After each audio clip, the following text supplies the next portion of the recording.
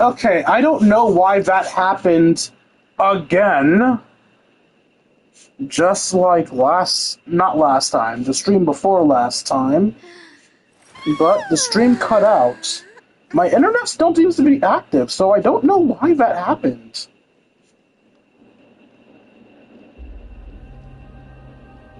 Either way, I am back.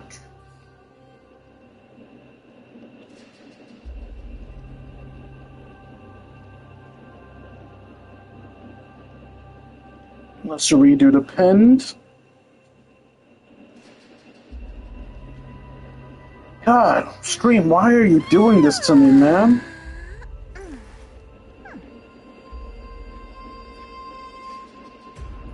Okay, that is repinned.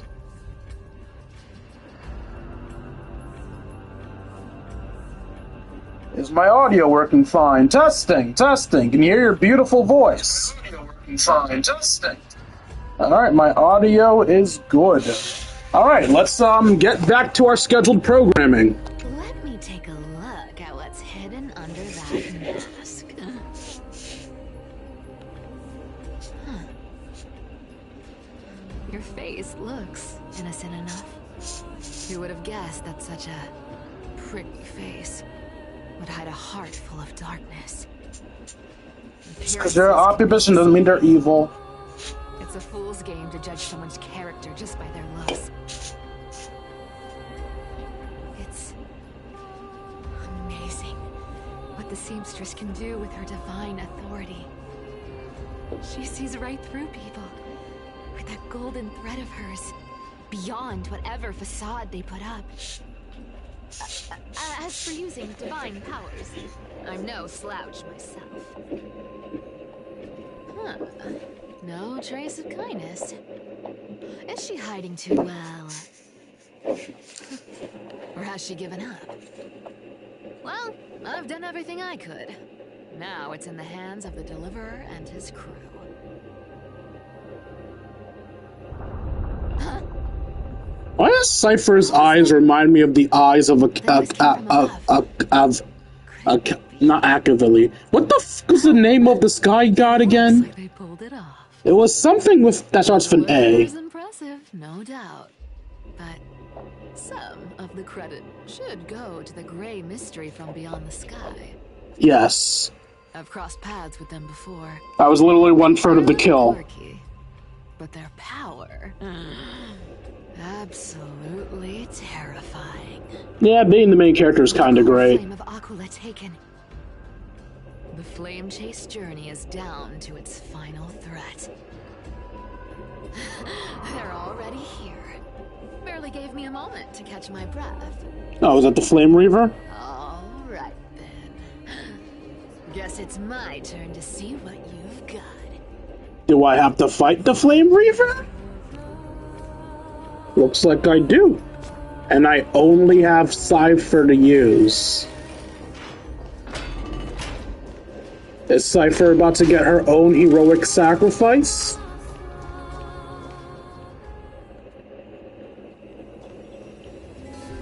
Oh, you made it.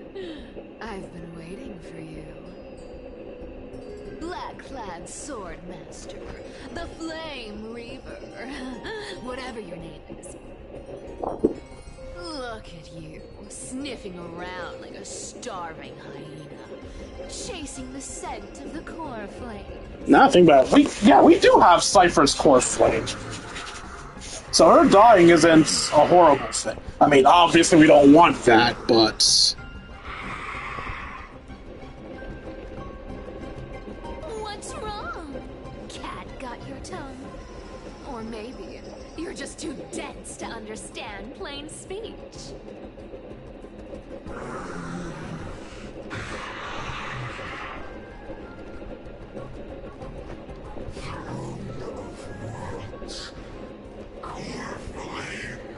What about the World-Bearing Titan's core flame?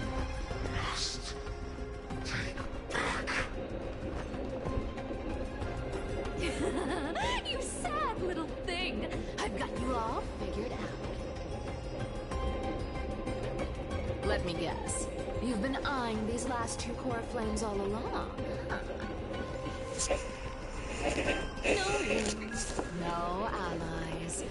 Oh, what a pity. Even with Aquala's core flame sitting idly in the sky, you're helpless to reach Aquila, that's what her name was. All you can do is sit and wait for the Chrysos heirs to bring it down, then swoop in like a brute to snatch it for yourself. Isn't that so?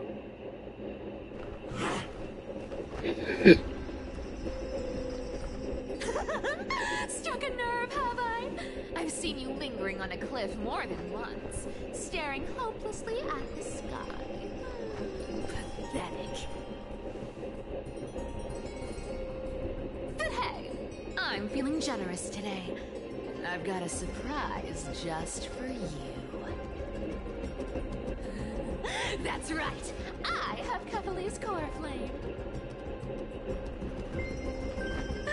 But if you think you can snatch it from my claws,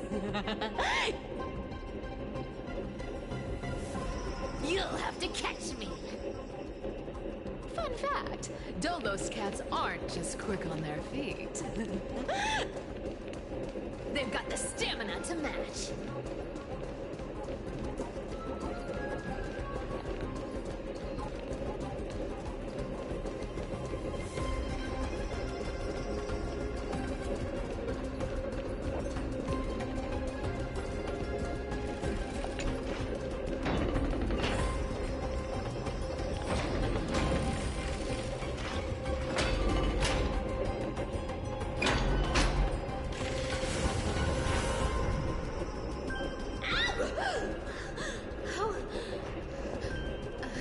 How did you get ahead of me? Whoa, whoa, whoa! Don't swing that thing! Easy there. You're after Kefali's core flame, aren't you? Fine! Take it! The deliverer made me steal it. It's no use to me anyway. Look, since we've got the same taste in fashion, all black and sleek, how about you spare this poor cat's life?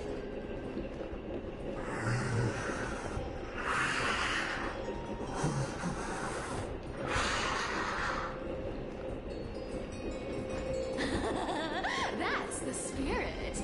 You get the core flame, and I get to keep breathing. Everyone wins.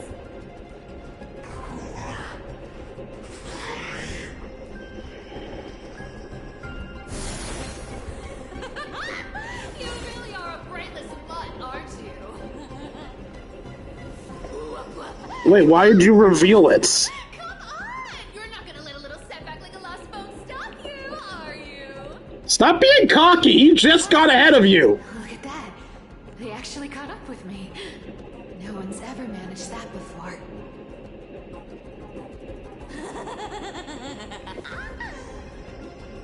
It's been a while since I've had a chase this good. Don't quit on me now. I'm just getting into the groove.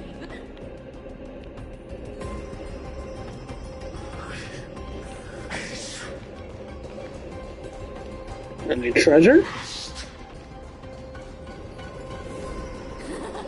You sure stumble over your words, but you've got some speed on you. I'm going to speed up. Don't get left behind.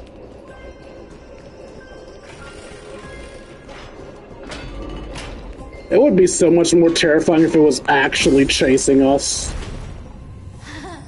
Just in time to take a break. Don't tell me they might all... Really? You couldn't even time it for a fucking elevator? That's disappointing. Oh well, I guess I'll just... Wait around a little long. Why would you do that? Siphonon! Styxia, you're stunning. Oh, look who it is. The Flame Reaver. Why are you being so cocky? Wait, no, not the first time meeting you. I'm the great hero of Hakama, the deliverer of Amphorius. They say I'm destined to return Kefali's core flame and carry the weight of a new world on my shoulders. But hey, fairness is my thing. Fairness, and fairness. The fuck? Oh, Dolo's profanity. But only if you beat me fair and square. He just said, fuck that shit. Boring. I was hoping you'd at least humor me for a little while. Stupid mutt! Fooled by the same trick twice! Bye-bye, Flame Reaver. Not as fun as I'd hoped. I guess a brainless brute isn't much fun when it comes to mind games. I seriously can't shake them off, huh? This is borderline impossible. They're not going to back off anytime soon. Well then. Guess I'll just have to lead it somewhere higher. What are you gonna do? Try to knock it off the building?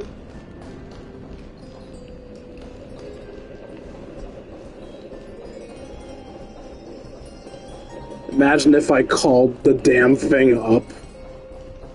You know what?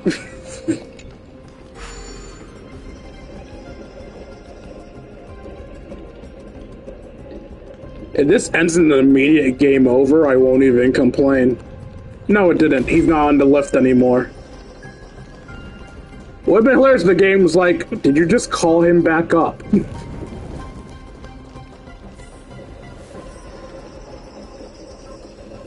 Yeah, I've been here before. I don't need to check for items.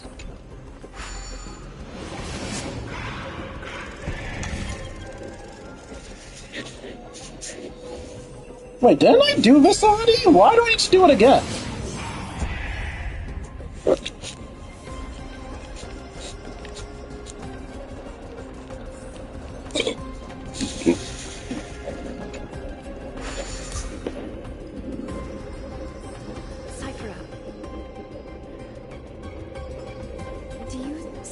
To go to Dawn Cloud.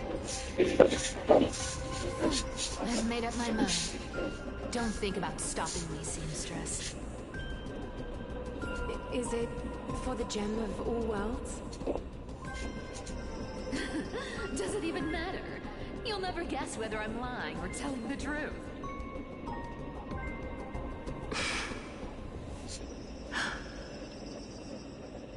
You're still wearing those golden boots I gave you.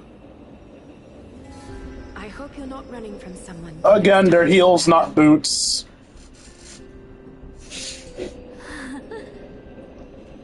Aglaya, did you see that? No one can catch up to me. I'm no longer running to escape anymore.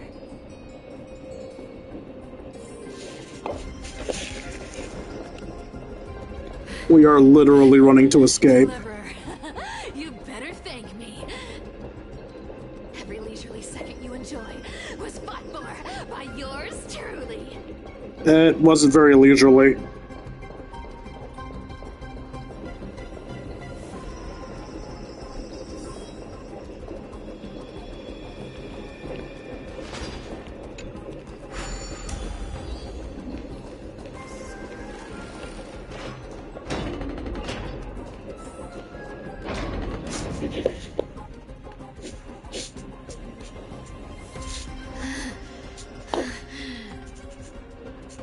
You just don't know when to quit, do you?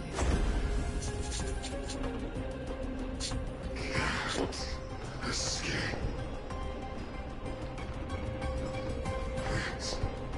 It is fate.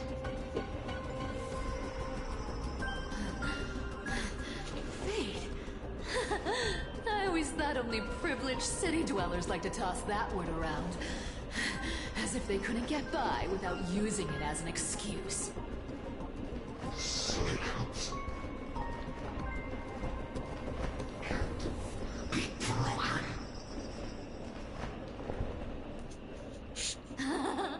Cycles. Fate! Give me a break! Everyone has to walk their path. Those who cling to gods and prophecies end up as hollow shells of themselves. Back then, I was nothing but a scoundrel. A cheat, clawing and scrambling just to survive in this messed up world. If I'd given up and played along, this place would have been nothing more than a lifeless wasteland by now.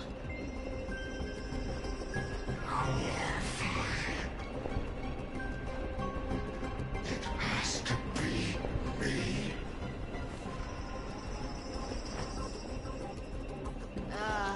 My bad. Why bother offering wisdom to a mad dog who wouldn't understand it anyway? Do you know why I dragged you here, mutt? Word is, you've tangled with that golden-haired lion before.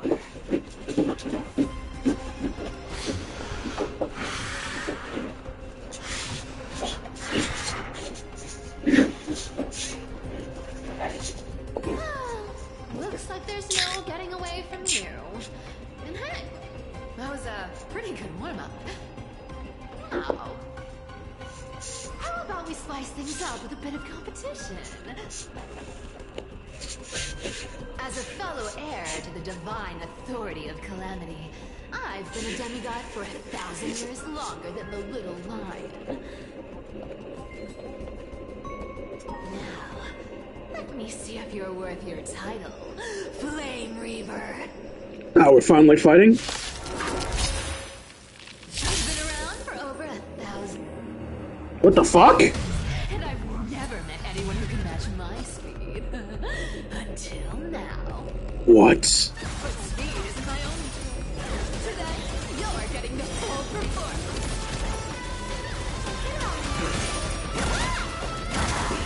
This world returned greatly. Come to me. You can't run. I'll take it on. Come to me. Our cute play with enough belief. Lies become reality. Yes. Is that all you got? I guess your sword skills aren't as impressive as I thought. Found me. Returned Summon as many clones as I need. Oh, so I can't lose this. Come to me.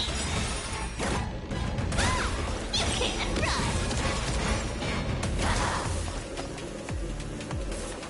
Our cute play session with enough belief. Lies become.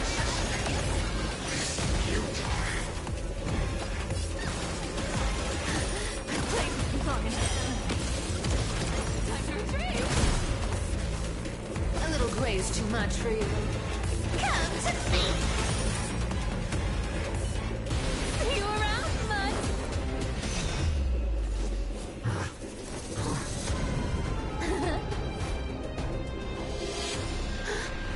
He took the coin?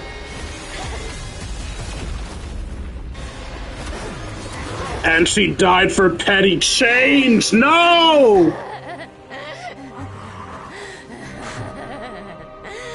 Only a mindless fool would fall for the same trick 3 times in a row.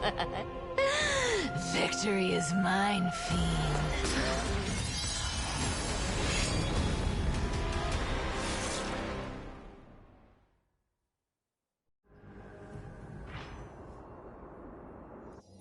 To all citizens of Akama, today I bring you 2 pieces of news. One sorrowful, one joyous. First, let us offer our blessings to the departed. Our beloved Chaplain Foros has returned to the embrace of Sky Father Kefali. May he rest in peace. But citizens, do not grieve his passing. In his final moments, Chaplain Foros found peace. While he still had his wits, he heard the final words of the Sky Father. And that brings me to the joyous news I share with you today. Before the great world-bearing Titan fell silent, they spoke one final message to my revered mentor. And now, I shall share those words with every soul in Amphorius. They said, "The prophecy has arrived. My mission is complete, and now I shall fall into eternal silence. The eternal night is looming. The Dawn Device will safeguard the holy city, poised for the children of humanity to create miracles forever. Until forever? Skyfather's love transcends time itself, stretching across endless eons. Citizens, friends, as the newly appointed chaplain, I propose we host a grand 100-day celebration at Dawncloud. A feast in gratitude for the Skyfather's gift. Our mission is to transform the Skyfather's words into unshakable faith. For 100 dawns, through song and dance, every child of humanity within Amphorius will come to believe the light of the Dawn Device Never fades. Kephal's protection has no end.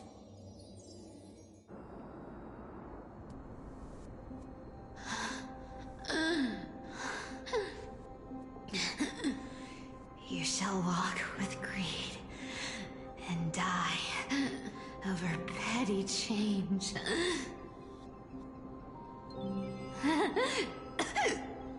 The prophecies, petty change, was quite literal after all.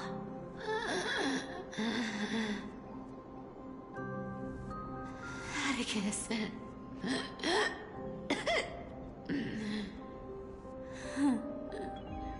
He's a good kid.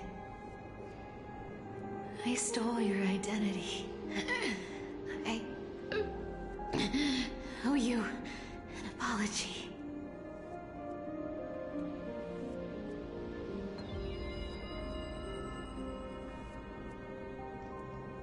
But I owe more than just an apology. There's also you, Maggie. Back then,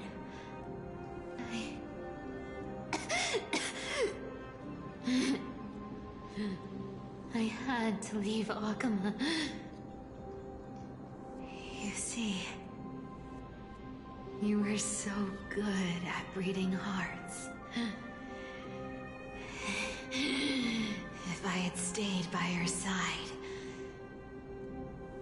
my fragile lies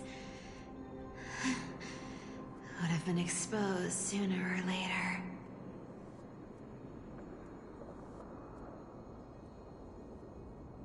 Your weave shop. I wish I could chance upon it again. Just once.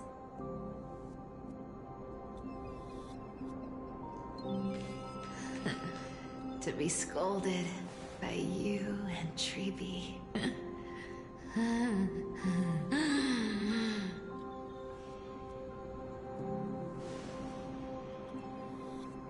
I'm sorry.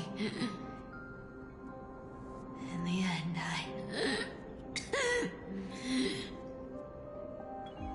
overestimated myself.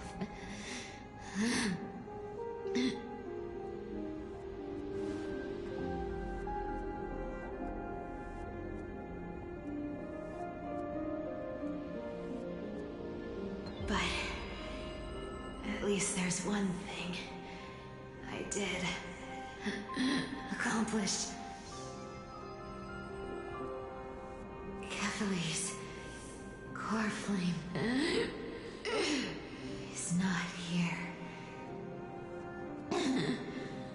It's safe. It's safe now.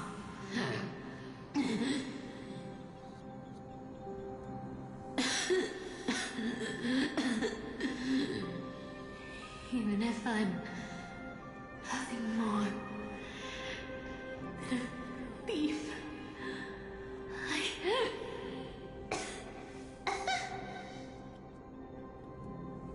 At least I did something.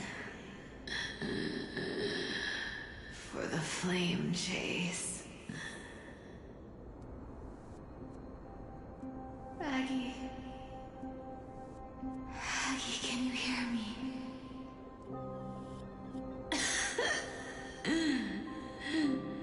Say something. Anything. Anything. Please.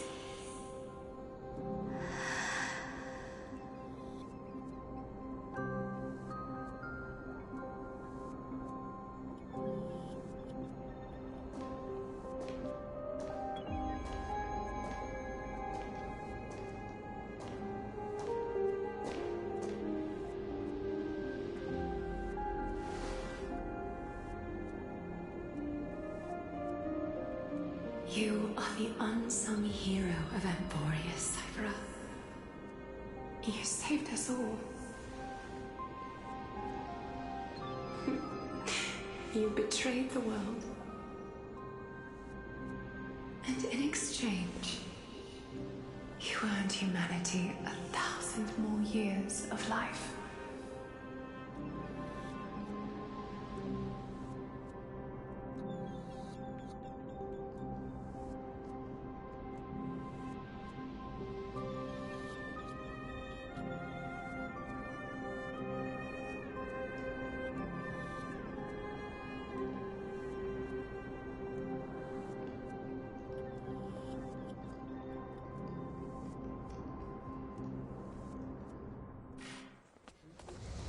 If there were a lie so brilliant that it could fool everyone, wouldn't it simply become the truth? Lies will always be lies, Cyphera. But sometimes, they can be more noble than the truth.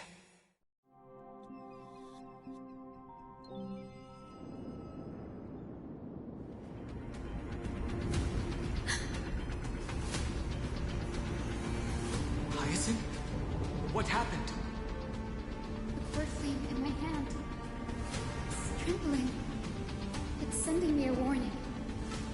Lord Finan, in Emporius' mythology, isn't the Dawn device said to be a gift from Aquila to Kefali? Why bring this up now? Let's focus on getting back down there. Lord Finan? Yes. Nearly every mythologist agrees Aquila gifted the Dawn device to Kefla.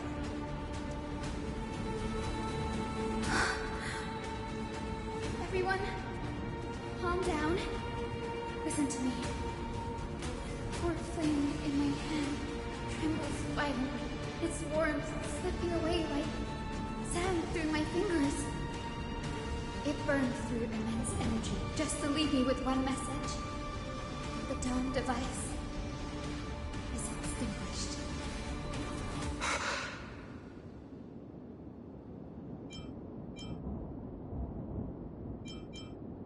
If the Core Flame's message is true, Akama has lost the Dawn device's protection. Darkness will consume the Holy City in an instant, and the aftermath will be devastating. Finan, I feel something too. You sense it as well? While Hyacinth was speaking, countless streams of memories rose beneath our feet, spiraling into the sky. There are so many, so heavy. Even through the fortress walls, I can still hear them clearly. Birds, nymphs, people, their memories tangled together, their cries echoing as one. Could this be because of the Titan's fall? But that doesn't make any sense. There's no time to dwell on the cause. Without the light of the Dawn device, the Holy City will be consumed by darkness, and countless lives will be cast adrift. Everyone, you must return and fulfill the mission of the Chrysos heirs. As for me, Denny, you're still carrying Fagusta's spirit water, aren't you? What? was just a precaution. It's not the time. No. The time has come. Open the path to the vortex for me. There's still one thing I can do for the people down there. Return the core flame of Aquila and inherit their divine authority. I'll remain in the sky and pass my protection over the people.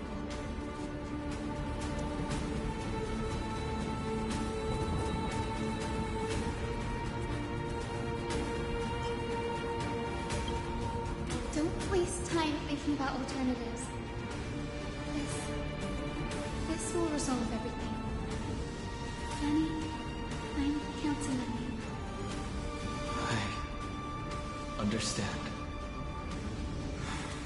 Under the raucous steps of their frenzied dance, the roar of celebration hides the world's heartbeat.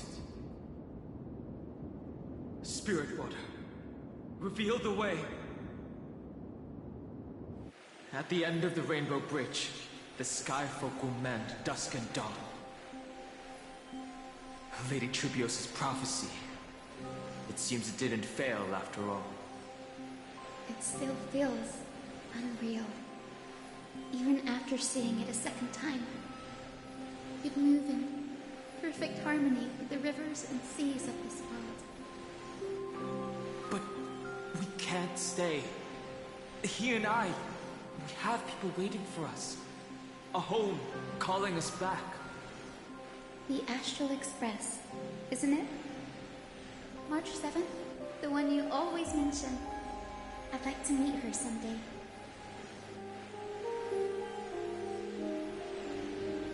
I can almost see the three of you traveling together, laughing and sharing moments.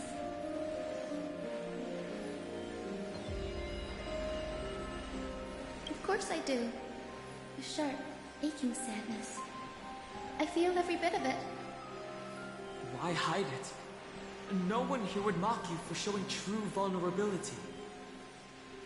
As a healer from the Twilight Courtyard, Don Hung, it's my duty to stay composed in front of those suffering from illness. A sorrowful expression would only add to their burden. The world I love is the one suffering now. How could I face it with a frown?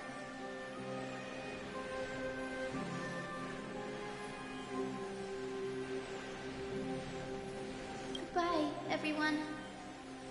Please, become the heroes this world needs. And as for the final blank page of this epic, the lives and stories of ordinary mortals, I'll guard them until the very end.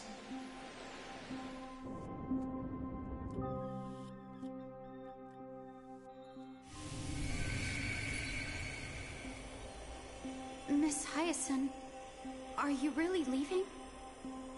Yes. Lord Finan has already set the date for our departure. As a descendant of the Sky Hero, I must prepare myself and carry this responsibility. What about this new Twilight Courtyard? Believe in yourself, Clementine. You're an exceptional healer, more than capable of handling things on your own. The patients trust you, and you've earned that trust. That's what matters, isn't it? Miss Clementine's medical skills are amazing! We believe you'll make the Twilight Courtyard proud. Thank you, Lady Treby. I'll do my best. I just don't have the same confidence and certainty as Miss Hyacinth. No matter how severe the illness or injury, she always faces it with a smile. Honestly, I'm not confident about everything, Clementine. I've just learned how to hide my unease well. It's a skill I consider essential. It's hard to imagine anything making Miss Hyacinth feel uncertain. Well, shall I give you an example? Since Lady Treby happens to be here too. Wait, you're part of this? Look at the Flame Chase journey. Since Lady Aglaya took over the leadership of Akama, every Chrysos heir entrusted with the core flame, aside from Professor Anaxa, was personally chosen by her. I was the outlier. The hero Celiosi entrusted her bloodline with the legacy of the sky.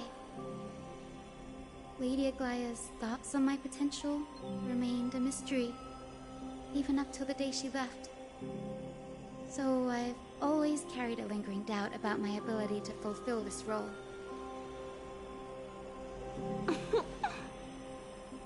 Lady Treby, why are you laughing? The answer Cindy wants is simple. Just try looking at it from another perspective. Imagine this. Knowing Aggie's personality, if she believed you weren't worthy, don't you think she would have considered other plans?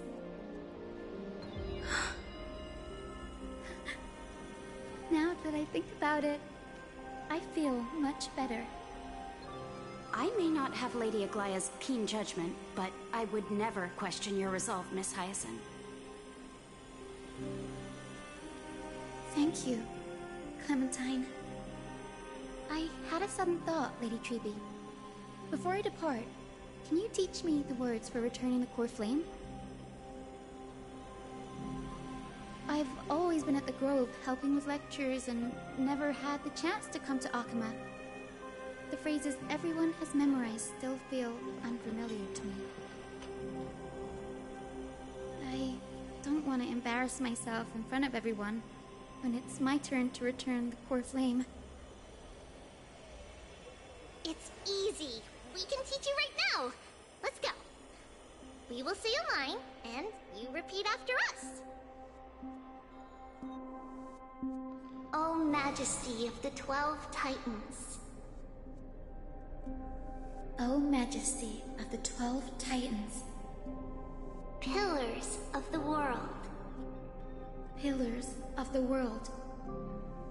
We seek your divinity. We seek your divinity. To mend the rifts of the world. Fill our bodies with blood of gold. Till we wither in willing service to the prophecy. Surrender the core flame, Chrysos heir.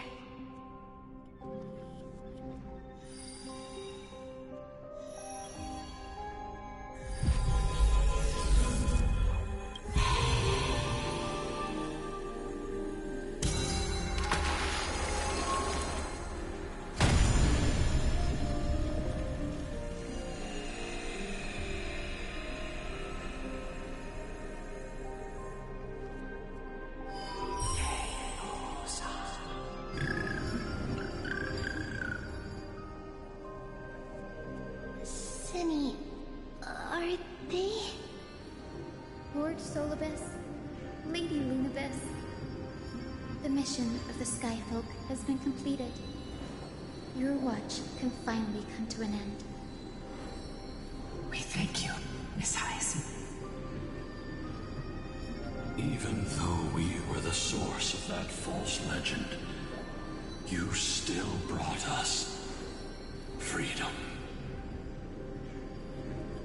Please, don't say that. Without your wings, we would have struggled to progress in the Eye of Twilight. Akama is on the brink, and I must quickly embrace the role of demigod to protect everyone with the power of the sky.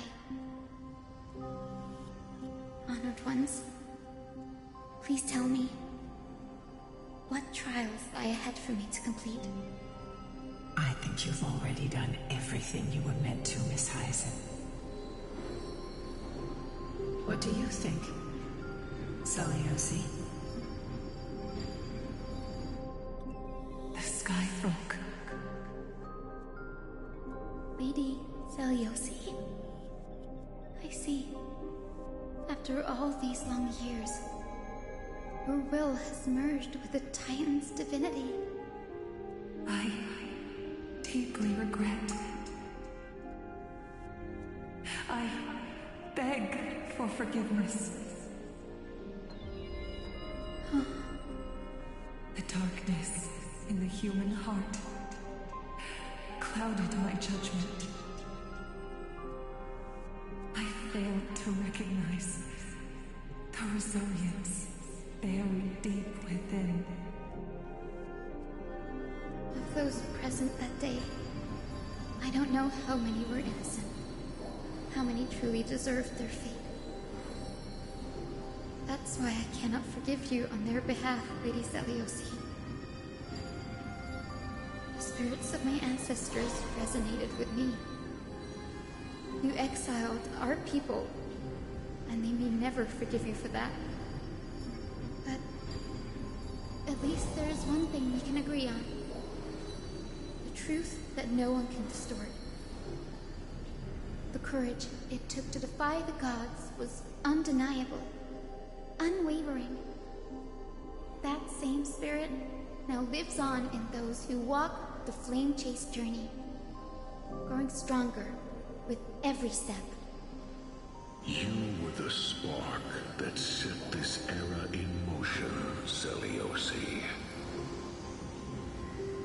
An age where heroes rise and epic stories are told far and wide.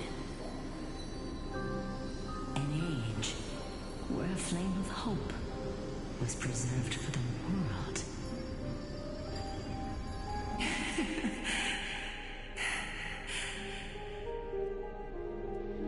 Perhaps this is what I longed for. Now, I can finally rest in peace. Even in that darkest moment, Lady Zeliosi, you still held compassion for mortals, didn't you? Even with the Titan's power, you didn't punish the world by letting the sky fall. I imagine you were waiting for someone to bring redemption. Trust me with the power of the sky. I am merely a healer. I could never match your strength, even with that power. Thankfully, the world no longer needs a demigod who can summon thunder and storms. What I must do is merge with the sky and cast down a gentle rainbow, protecting as many lives as I can.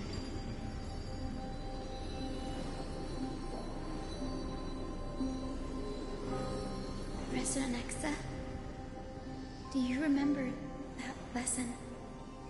In the end, I followed the path of my ancestors, returning to the sky. I didn't return to the earth to walk with the people, but even so, I still achieved my dream.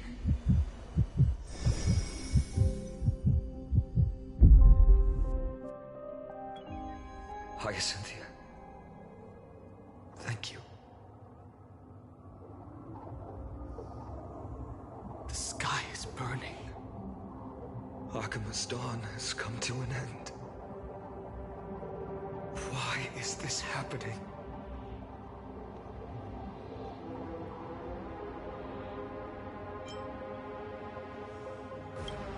Treeby would have made sure to warn us if there were any mention of it. Even if Hyacinth takes the divine authority of the sky, she probably won't be able to banish this darkness. The Black Tide. Its power probably surpasses even that of the Titans. All we can do is hope she can protect as many lives as possible. Is this the end for Akuma? Don't give up. We're the ones leading this journey, so we can't afford to lose our way. The unexpected is always part of our journey. We'll stay with Akuma until the end, no matter what. Over there, do you see it? The broken structures look like they've turned transparent. I've never seen anything like this before. Could the Black Tide be the cause? There are too Many things we don't understand, and we don't have time to figure out. We can't delay any longer. Let's head down. Hopefully Kepali's core flame is still safe. I'm confident that Miss Cipher will do everything in her power to fulfill her duty.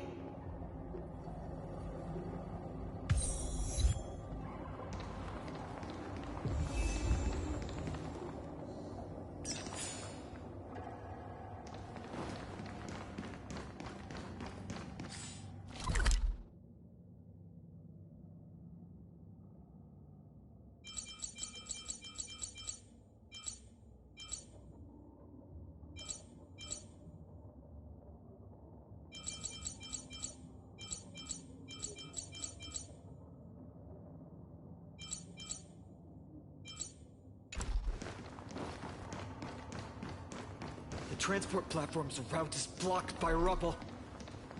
Partner, help buy us some time. Rubble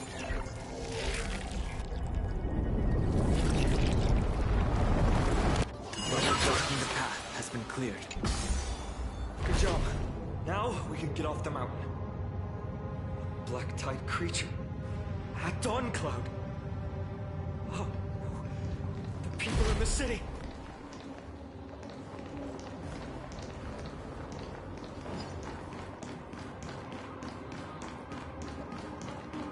Must find out where they've reached the city from.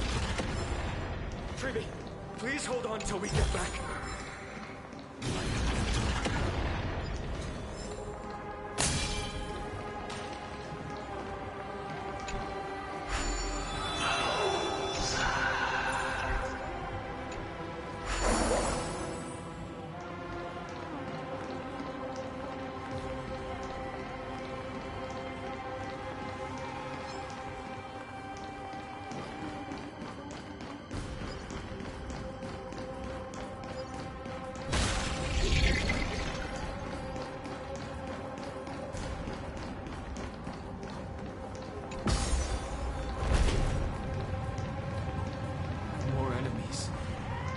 Doesn't look great down there.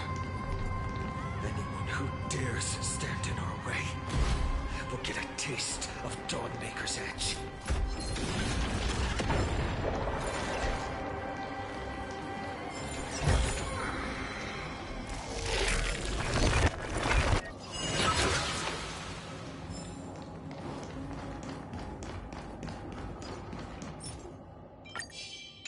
Light up the dawn.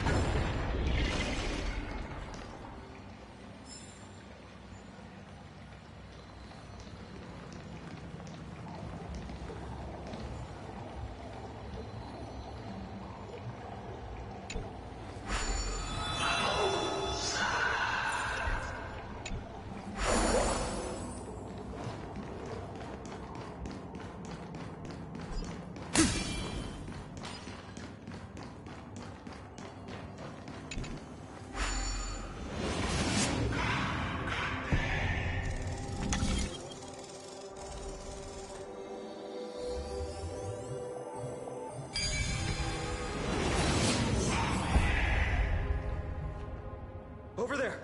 Kefali's core flame is being kept in the center of the council. We must retrieve it and bring it back to the vortex of Genesis. You mean? Right.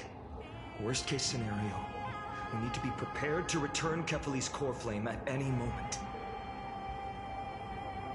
If the end is indeed upon us, we no longer have time to investigate the truth behind the miracle. We'll have to trust that Professor Anax's hypothesis is the only option. Apologies, Aglaé. I promised you that I would leave the choice of Era Nova to the people of Amphorians. But I'm afraid there's no room for doubts now.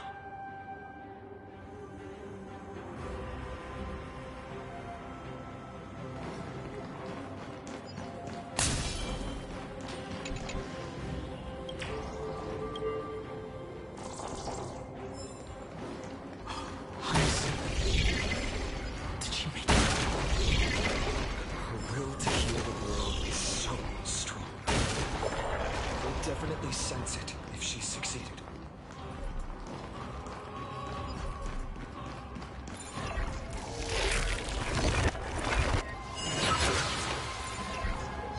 Light up the dawn.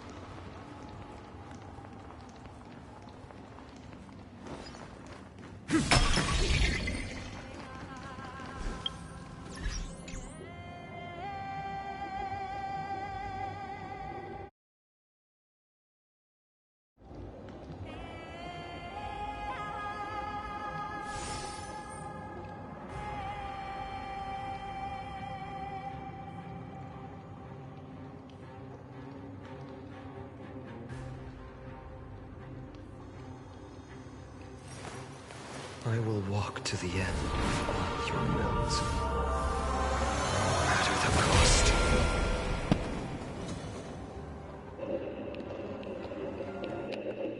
Testing. Alright, I'm back. Fuck. So, I'm sorry about that, Robbie. My controller muted, and I didn't realize it until you said you couldn't get my attention. So, thanks for pointing that out. I apologize if you felt like I was ignoring you. I swear to God I wasn't. I read everything you said.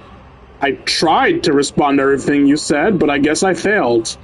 So, I'll summarize everything I said quickly. My day was fine. I played D&D. It was fun. The sky is on fire. Oh, Skyfather Capital, please forgive these ignorant and lowly children of humanity.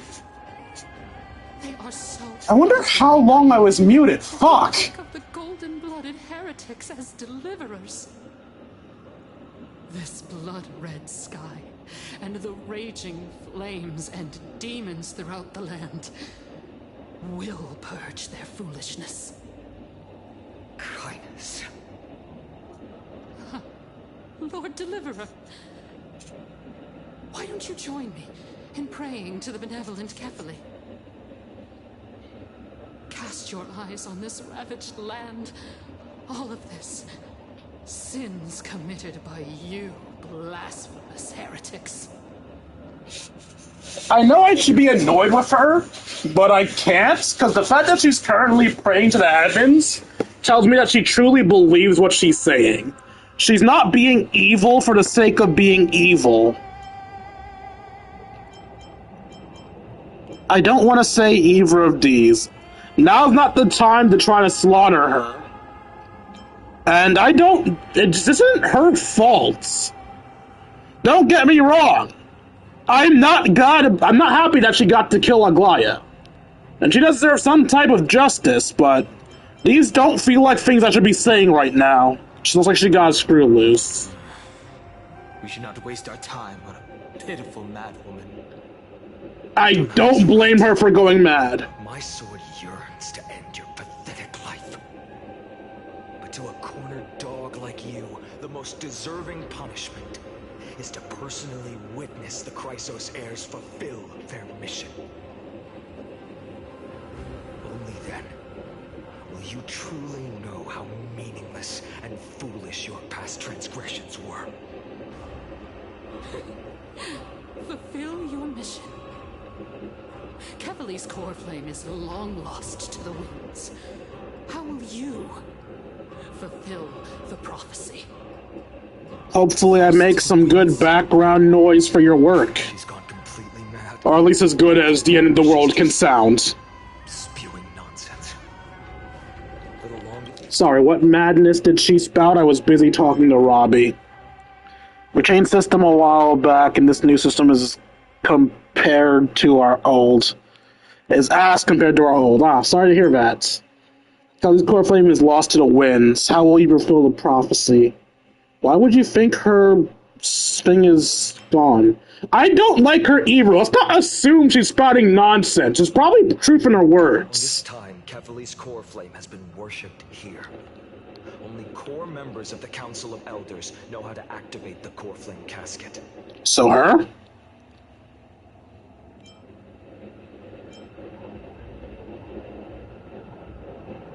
That Lygus, should we seek him out? There's no need to go through that effort. Yeah, you're gonna try to force Canis? Taught me more than just what was in the textbooks. Oh? Okay.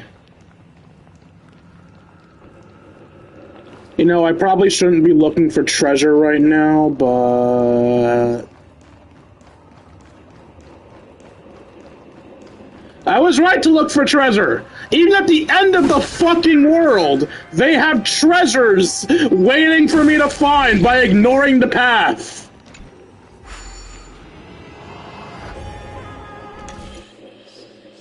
One, two, three, four, five. Once I caught a fish alive. 6, 7, 8, 9, 10. 2, 3, 4, 5. Once I caught a fish alive. 6, 7, 8, 9, 10. Then I let it go again. Why was it so easy? No, really, that was one of the last puzzles. Why was that so easy?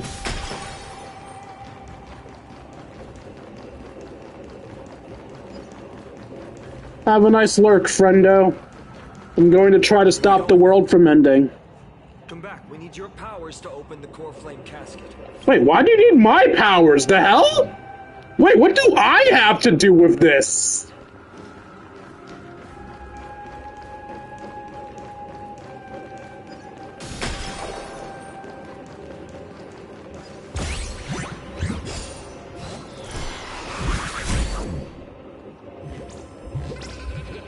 Wait, what?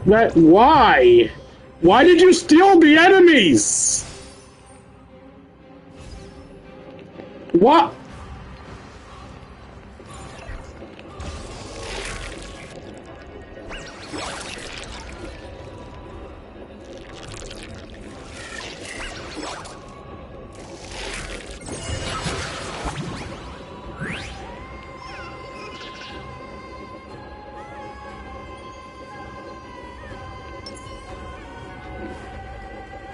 No, we'll be fine.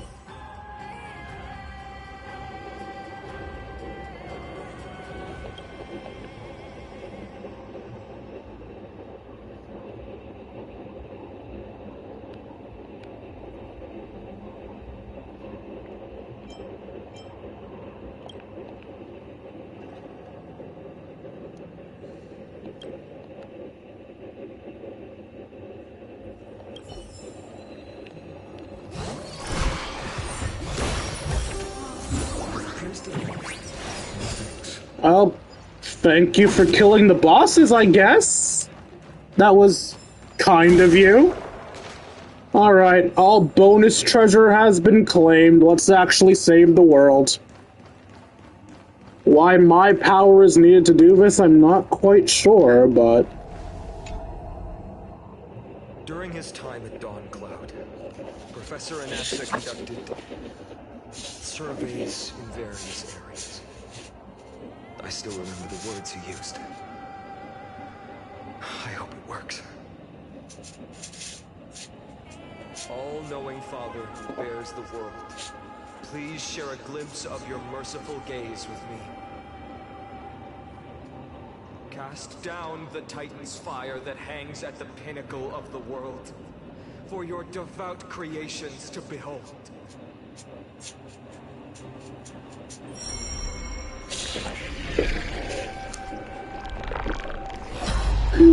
It's a cube!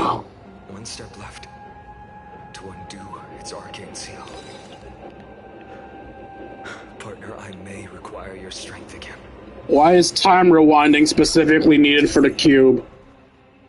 The core flame casket used to contain important items. When activated, keyholes will appear on the exterior of the core flame casket and activate the corresponding number of key fragments.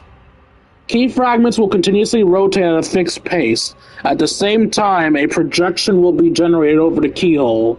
Use Ornex's prayer to rewind the fragments and alter the projection. If the projection inside the keyhole is green, the projection is correct.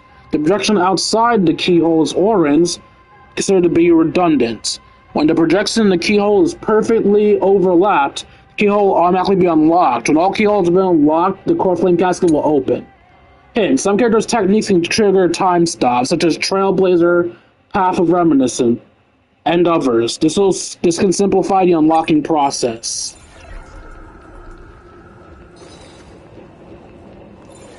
You are correct, but you also move at a fixed rate, right? Yeah. So we'll leave you be.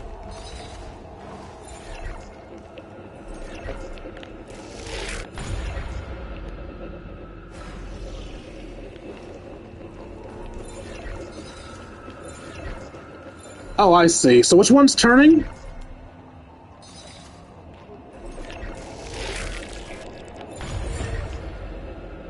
Okay.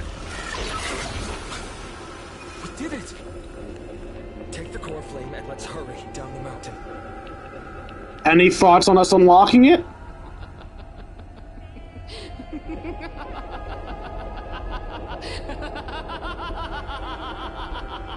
Why are you laughing maniacally? The sins of the Chrysos heirs have finally transformed into divine punishment. None of us. No one can escape.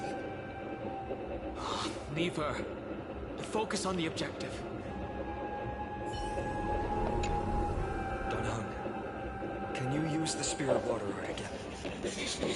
I've used up all the spirit water I brought. And just now, after we left the Eye of Twilight, I felt the waters of Amphorius severing their connection with me. Is this also a result of the Black Tide? Looks like all we can do is sprint down the mountain.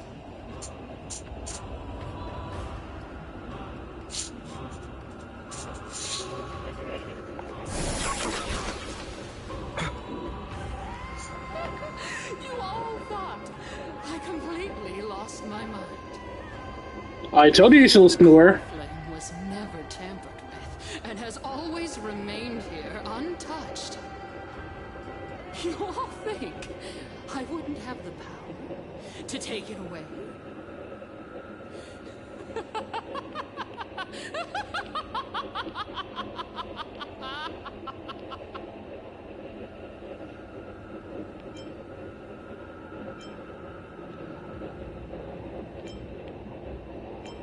Uh-oh, looks like it's the end of the line for us.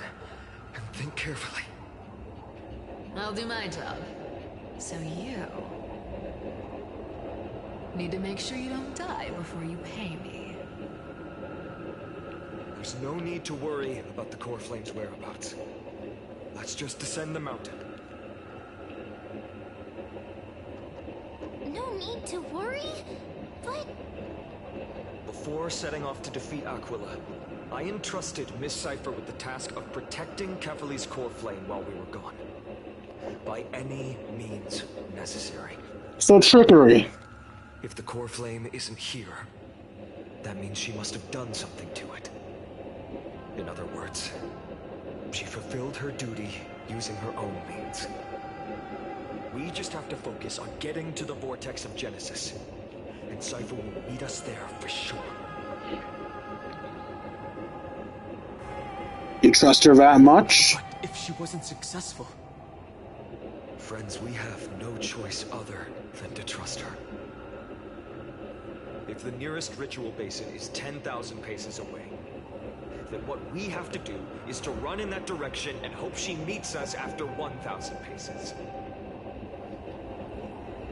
If she doesn't show up, we will keep going and trust that we will see her at 2,000 paces. 3, 4, 5,000. I will keep hoping with the same resolve all the way. Until she shows up in front of us with her usual rebellious attitude.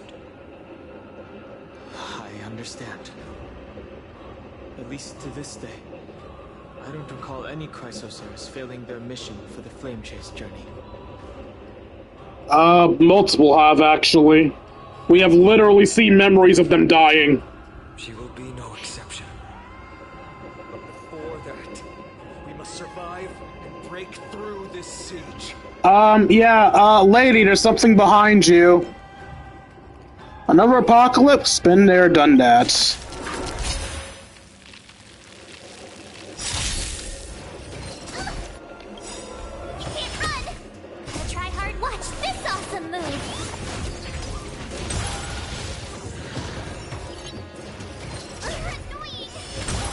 Not a bad idea.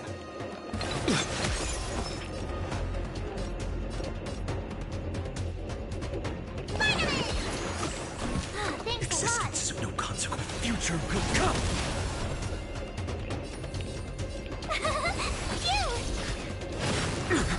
You can't run. Oh, I forgot to summon Mem.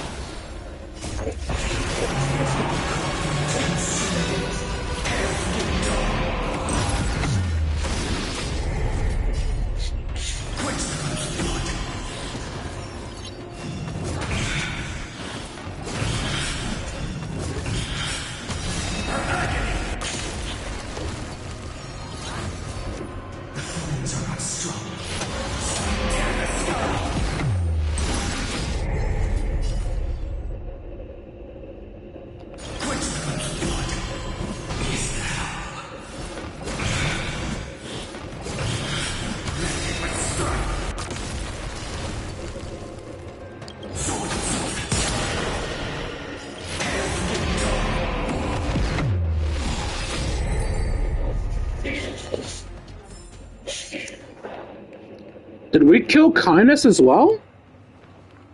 We did. The leader of the Cleaner has fallen in eternal slumber. Her death so peaceful that it fomented resentments. Perhaps at a distant end of the west wind, there'll be a just law that can convict the sins of infesting the elder soul. It's done. Let's go.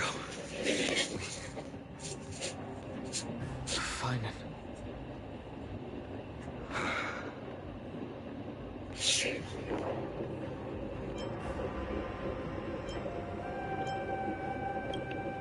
Her actions may have been deplorable. Oh, now you're showing a soul? As a cleaner, she was willing to use forbidden arts to absorb a millennium of identities and memories for an objective that hasn't changed in that time.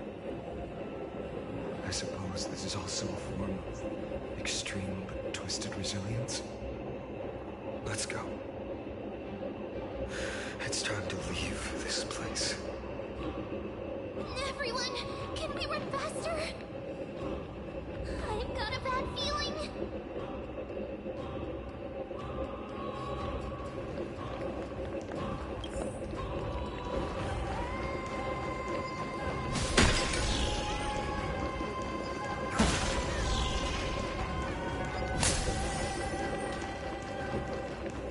Light up the door.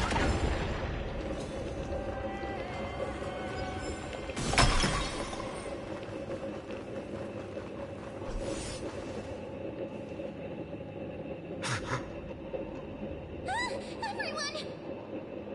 Look, behind us! The Flame Weaver.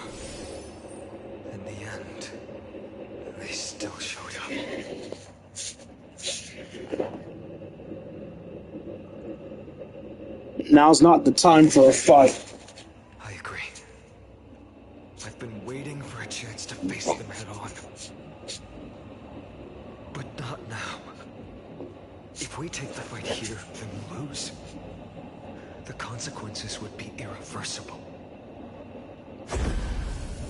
Come on. We have to get out of here. Keep running, and never turn back.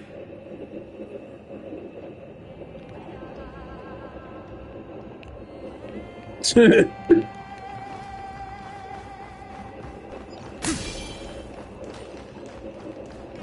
is hidden passage. We have to use it to cross the Theosphere Lake.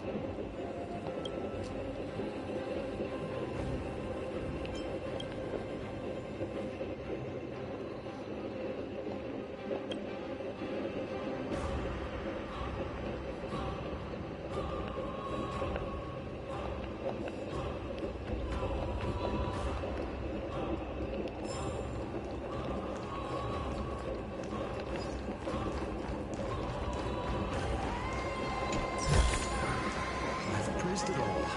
No thanks.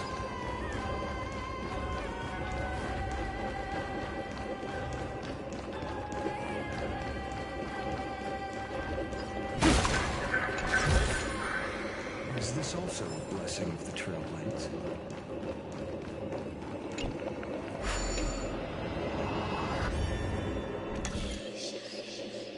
Ooh, that's a tough one. 1, 2, 3, 4, 5, 6, 7. I need that blue one to be activated in the end.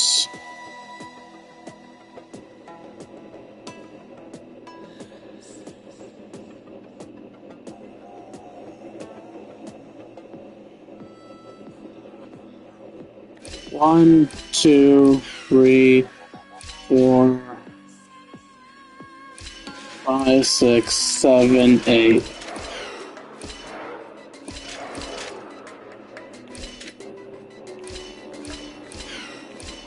Oh, right, I forgot. It stops at 7.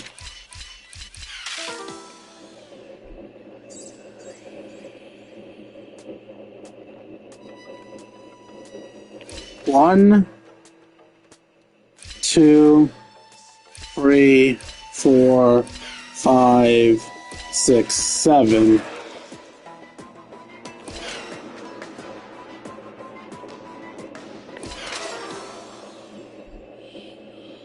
Close.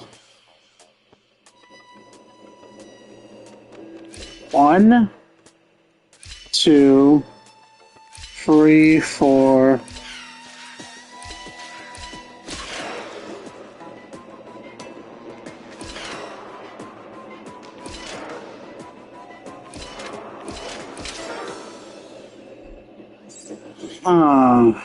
This is a tough one.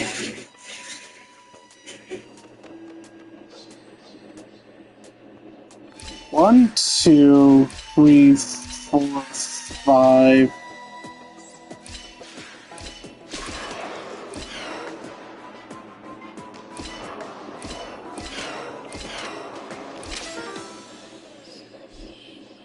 I don't know, huh? I need him to end on the blue at the end. That's what I need. 1, 2, 3, 4, 5, 6.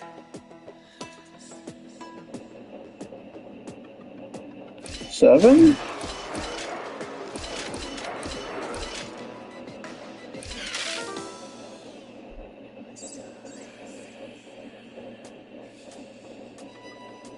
One, 2, 3, 4, 5, 6, 7.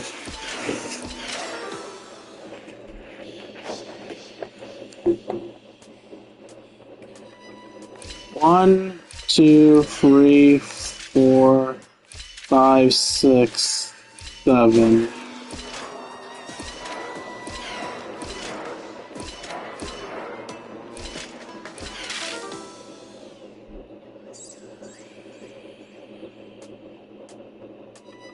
The last two things you need to do is down and there. How? How? How?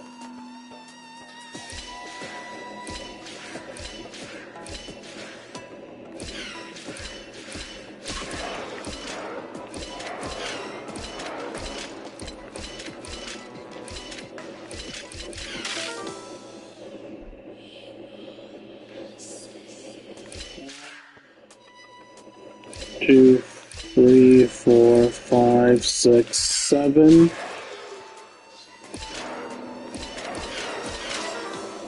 No. 1, 2, 3, 4, 5, 6, 7.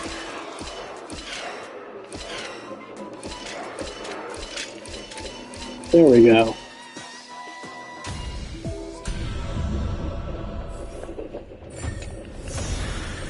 Is this also a blessing of the Trailblades?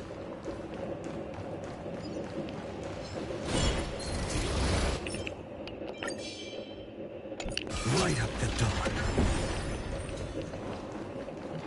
Okay. Extra stuff obtained, now we go to right way. They will catch up to us sooner or later. No, they won't.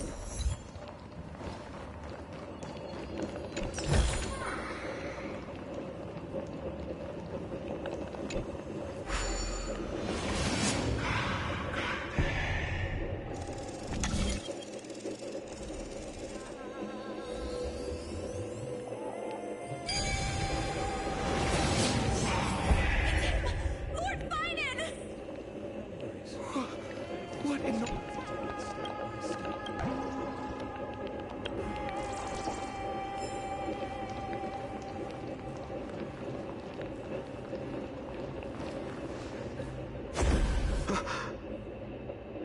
How did they? Has descended as one day. Clones, illusions. Nothing but cheap tricks to help you hide in the shadows. The sky has returned to its rightful place.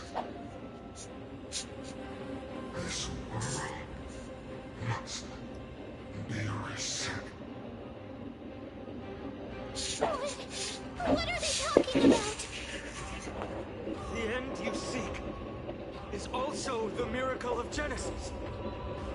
If so, you should be standing alongside the Chrysos heirs. Why do you hinder us, Flame Reaper?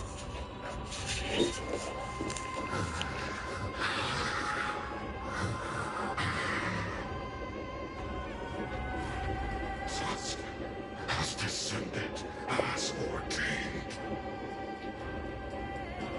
We must reset.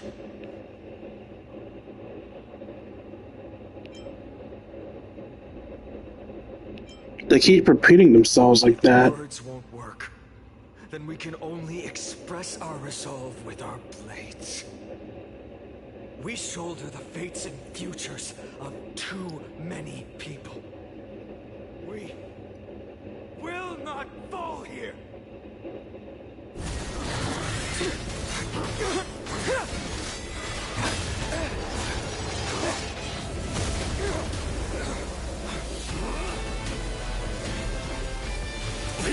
Mightimus.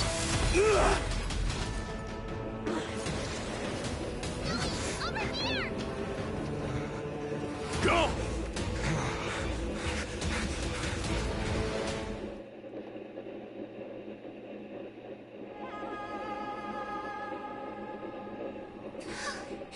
That was really close.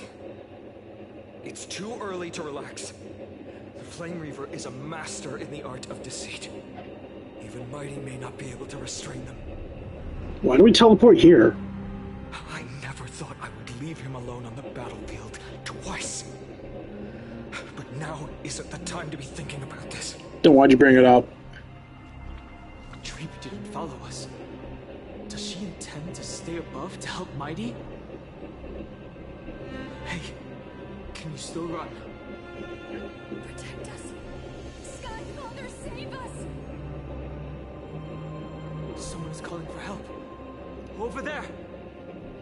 The black tide creatures are threatening the people. We can't just stand by and watch. Let's end this quickly. I love how the marker appears even though we just go right into combat. Is that Hyacinth power? Do anything! No other future will come! Need a doctor? You bully!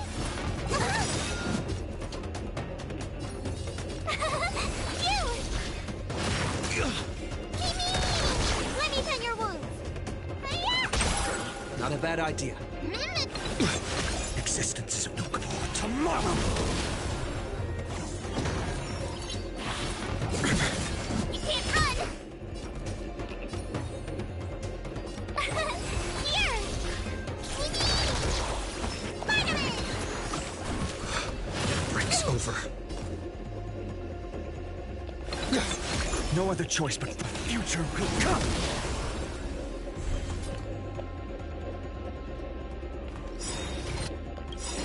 You bully! Try that again! Goodbye.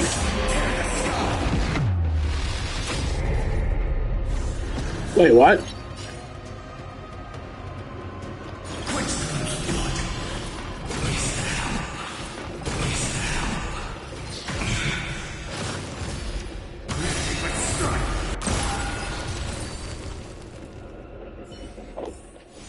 Amphorius will welcome the true dawn.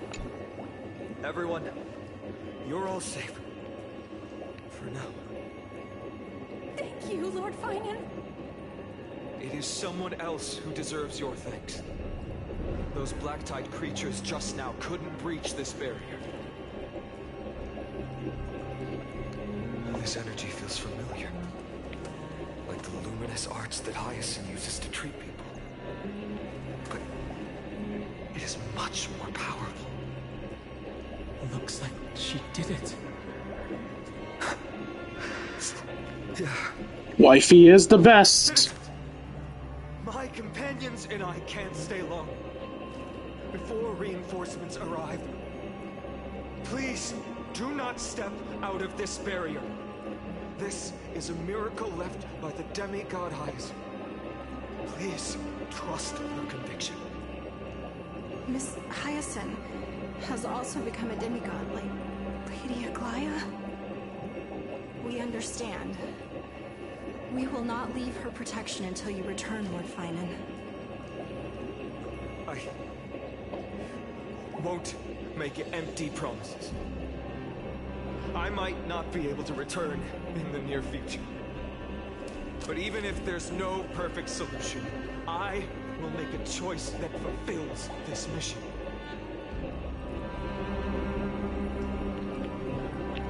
Let me make sure I'm not mute. Alright, cool. I'm still working.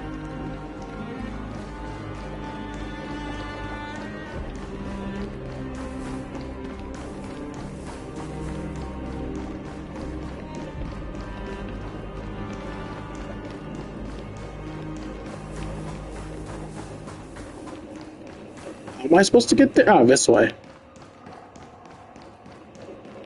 The people in the market must also... Cortonus! Quick! Let's go check on him! Cortonus! Hang in there! Return to finance. Burning the holy city is to resist.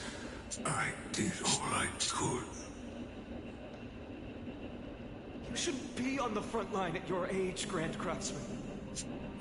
Where are the citizens? What's the situation at Memorial Market? Organizing their escape. The Holy City Guards are. But where to flee to, no one knows. Descended from the sky, the rainbow barrier did. Protected the people. But alleviated the fear it could not.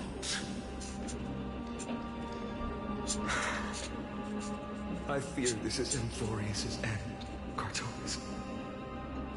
There is only one way to save our home.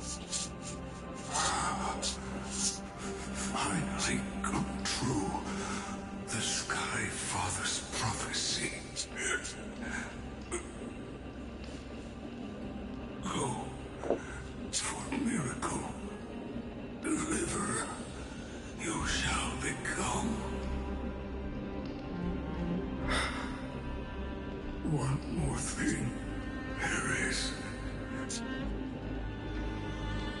Waiting at the vortex of Genesis, Lady Trinan is.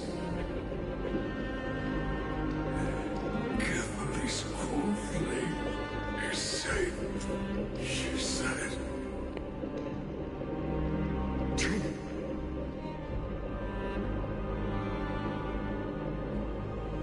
Black-tide creatures. Prepare for battle! Urgent. The situation is. Leave them to me. The monsters. Bro, you can't even stand on 2 feet. But Died. I should have kept me here. The power of the rainbow light did. But if destined, inescapable death is, why not leave behind some glory? you've been forging nothing but glory your entire life, old friend. For others, and for yourself. May you never see the slightest glimpse of war in the New World. Farewell, Grand Craftsman. Let us depart to the Chrysos air spats. For battle, these hands were not meant. But if to protect the Holy City's future, they are needed. To the final moment, I will fight! Cartonis said that Trinan had news of the core flame. As expected, Miss Cipher did not fail her mission.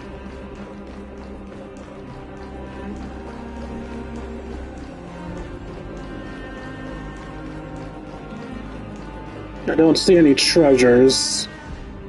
The Chrysos Air's baths. And not a soul in here. Those translucent structures are here too. These buildings... I can feel it. Their memories are dissipating. Buildings have memories now? Yes. The textures of memories are preserved within all things in Emphorius. Even a single brick or tile holds countless traces of the past. There are no citizens trapped here, nor any signs of black-tide creatures. We have no reason to linger here. Let's head downstairs. The bath chamber isn't far away.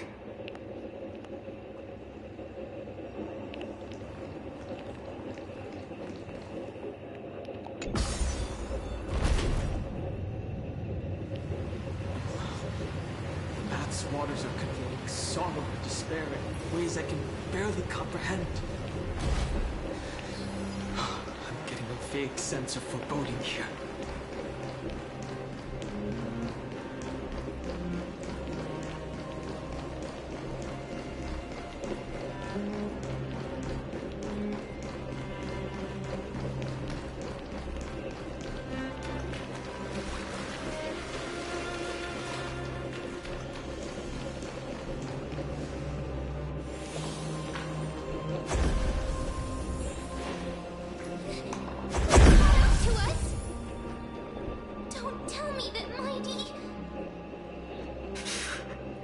I guess Mighty wasn't so mighty.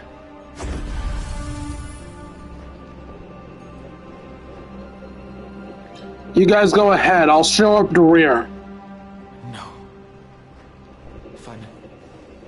Take him to the Vortex of Genesis. I will stay here and hold them off. Don Hong, no, you're not a main character! Don't hesitate, Finan. You still shoulder the mission of the Era Nova. We don't know if the Flame Reaver has any clones up ahead. My friend, stay close to Finan and keep him safe.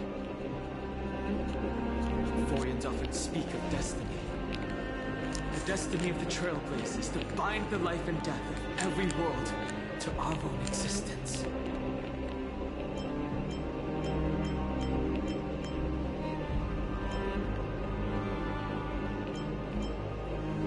Such a hasty farewell. I won't allow it. This isn't farewell. Don't worry. I'll do everything in my power to survive. It's not like you can die anyway.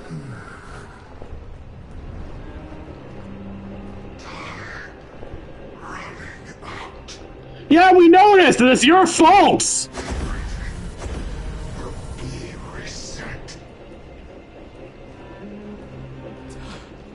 Go! You better keep your word, Donna. You cannot die here.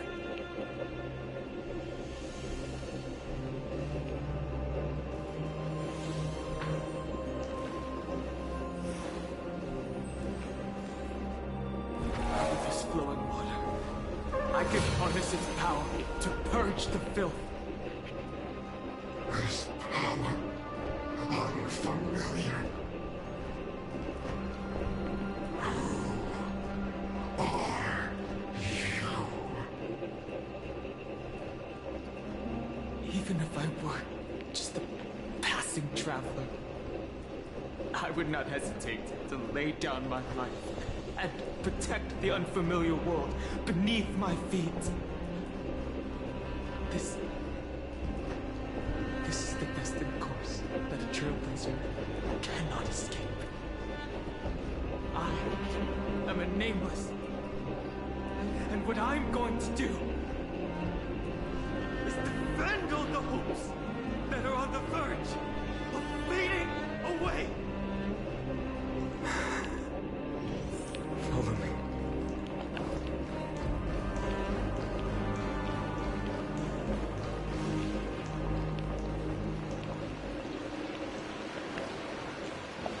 There's not even any blessings to get from the fountains anymore. Lord Finan. Finally, you're all back. Even in such desperate times, you still managed to keep your promise to me. I am grateful beyond words. Finon, what is this? The Flame Reaver is wreaking havoc in the city, and they still have many clones. Staff, please get someone to inform Kratos, and have him lead the most elite guards to defend the city's passages. Until I complete the Core Flame ritual. Please, do everything you can to rescue the citizens in the city. Understood, Lord Finan. Namazani, several citizens are trapped in the Garden of Life and are temporarily seeking refuge under Hyacinth's barrier. Can you dispatch someone to evacuate them? Though, I also don't know where to shelter them. Leave this to us, Lord Finan. Just focus on your own mission. All right. As for the two Trailblazers, I'll also leave them to you. Are you hiding something from me, Finan?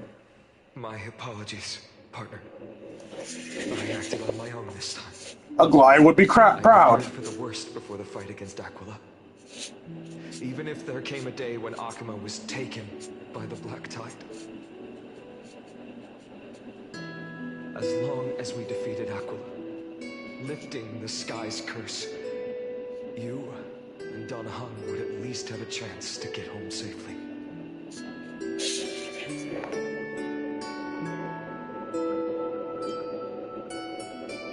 The progress bar is at 95%. You're leaving me on a cliffhanger? I know, this is hard to accept. But even if it means being resented for the rest of my life, I still have to be responsible for you. Friend, you and Don Hung taught me the spirit of trailblazing. The best decision I ever made in my life was when I followed my intuition and chose to trust you. Don Hung told me many stories about the adventures of the Nameless. Two of them left a deep impression on me. Bellabong and Pinnacle. The first story taught me that the fate of a world should be in the hands of its people.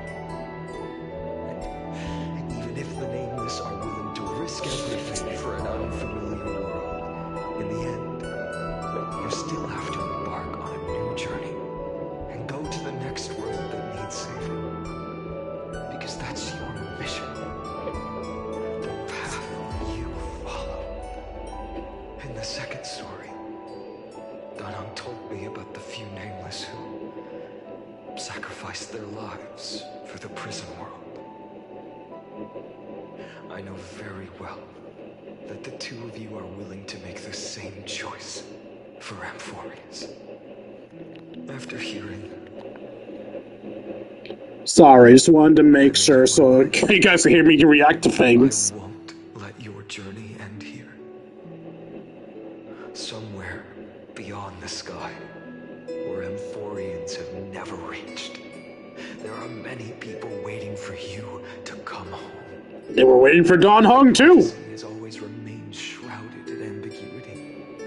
Even if the 12th core flame is returned, no one knows how the Era Nova will manifest. Let alone if the miracle will extend its favor to two visitors from beyond the sky.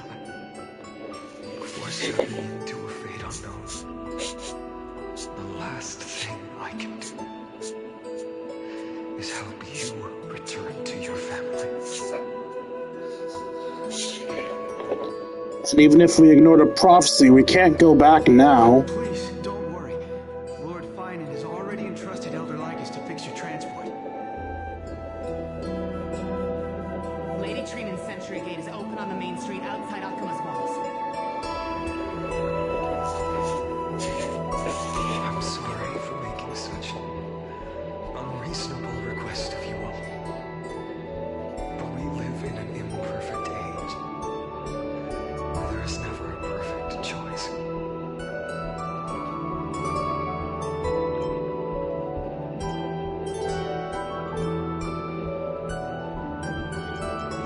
I have the right to witness the ending of this trailblaze. Every one of us has the right to make our own choices. If you can't accept my decision on your behalf, then use your choice to open up a new path. That's what you're best at, right? Regardless, Don Hung is still holding on for his life. Don't keep him waiting too long. Partner. One day I hope we will reunite under the constellations. When that time comes, we can hold a belated victory feast. How about that?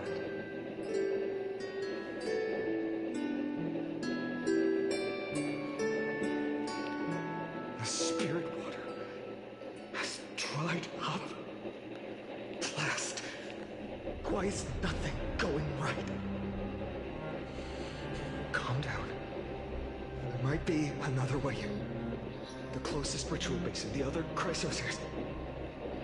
Snowy.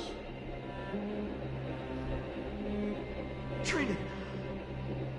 I thought you'd be waiting at the Vortex of Genesis. Are you alright? When Akuma's night descended, all the spirit water dried up along with it.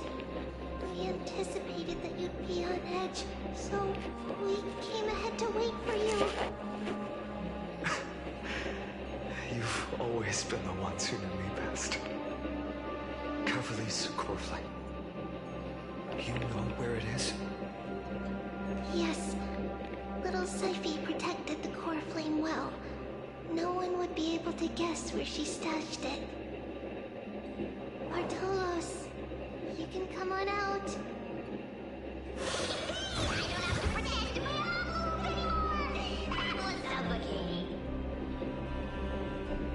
Bartolos? What in the world? Hey, you better watch your tone, brat. That core flame that the entire world is after. Is me? Ah, fair enough. This certainly was unexpected. Huh? Your reaction's too composed. It's completely different from what I was anticipating. Bartolos, Snowy still doesn't know the truth behind Akuma's eternal daylight. Ah, you're right. Well, then you better strap in and listen up, brat. That girl Cypher spun a grand lie that deceived all of Amphorius. She tricked all of you into believing that that giant ball on Kefali's back would cast light over Akuma forever.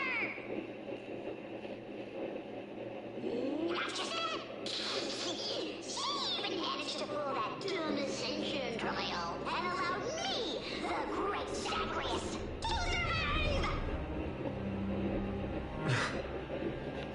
Hey, Brad! No reaction from you? Yeah, dang it. You're no fun at all. I'm sorely disappointed. So for the last 1,000 years, what maintained Akuma's eternal daylight was not Kefali's miracle, but Cypher's lie, woven using the divine authority of trickery. But now, the lie has come undone, which means... I didn't guess wrong. Cypher has already passed, and all her lies have scattered to the winds like ash.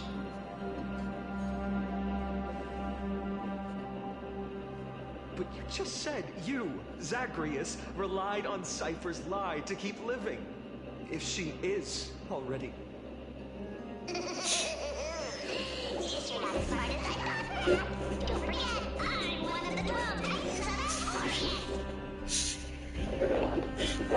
And this core flame in my belly, is it not the core that maintains the Titan's life and divinity? Makes sense. So, you're going to hand the core flame over to us? Just like that? Just so. Let's use some proof with gratitude, huh? Why? In the myths, Zagreus was the most cowardly and shameful of the Titans. Hey, stop slandering me with those fabricated tales. My pursuits are far greater than one measly life. Let me tell you then, my lifelong ambition was to work with Cypher to conjure the greatest trick in the world. Assume this world holds 100 million possibilities, and no matter how one looks at it, 99,999,999 of them all point to outcomes of certain destruction. But with an exquisitely brilliant scheme, we fooled all the fools, villains, and disasters of this world, and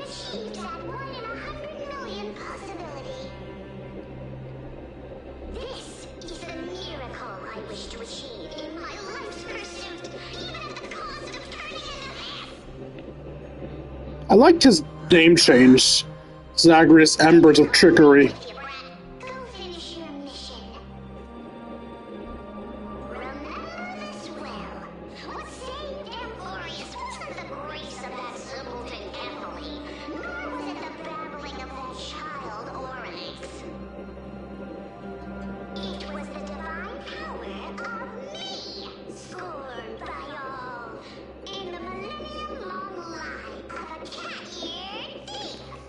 I'll remember it well. Zagreus takes the core flame that belonged to Kethely, which was dust. What? The divine bio is from Spirit Extract. Dust. Yeah, we got the stone. Death.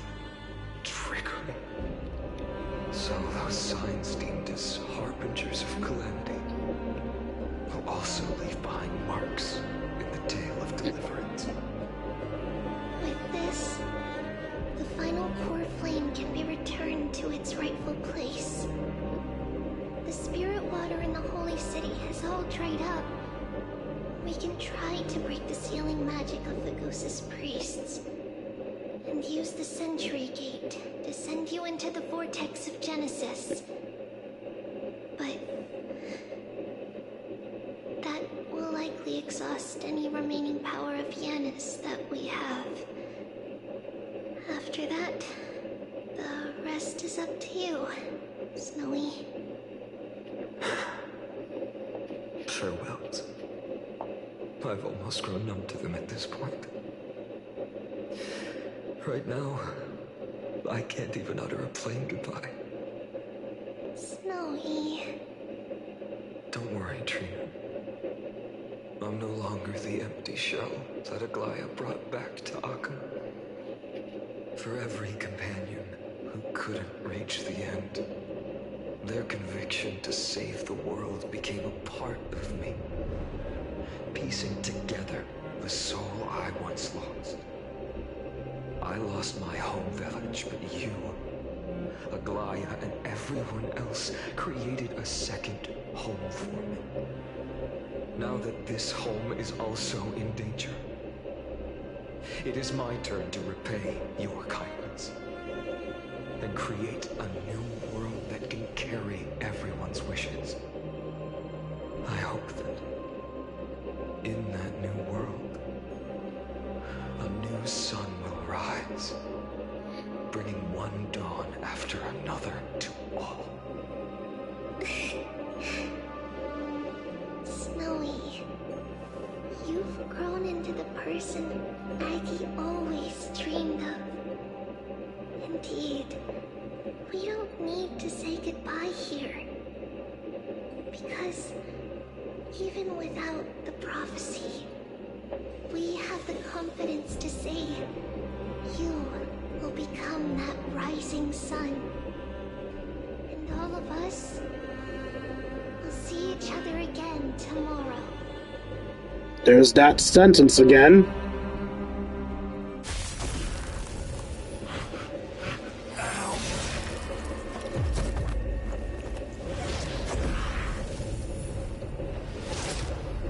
All shall bid farewell to one. And that person alone will witness the miracle. Such is Tribby! Become the dawn. Whoever.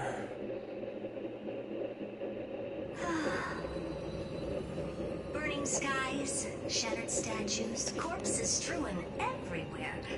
What a mess. If this is what the inside of Amphorius looks like, it's truly shocking. How the fuck did you get in? To be honest, I was initially skeptical, but right now, I'm starting to see your point.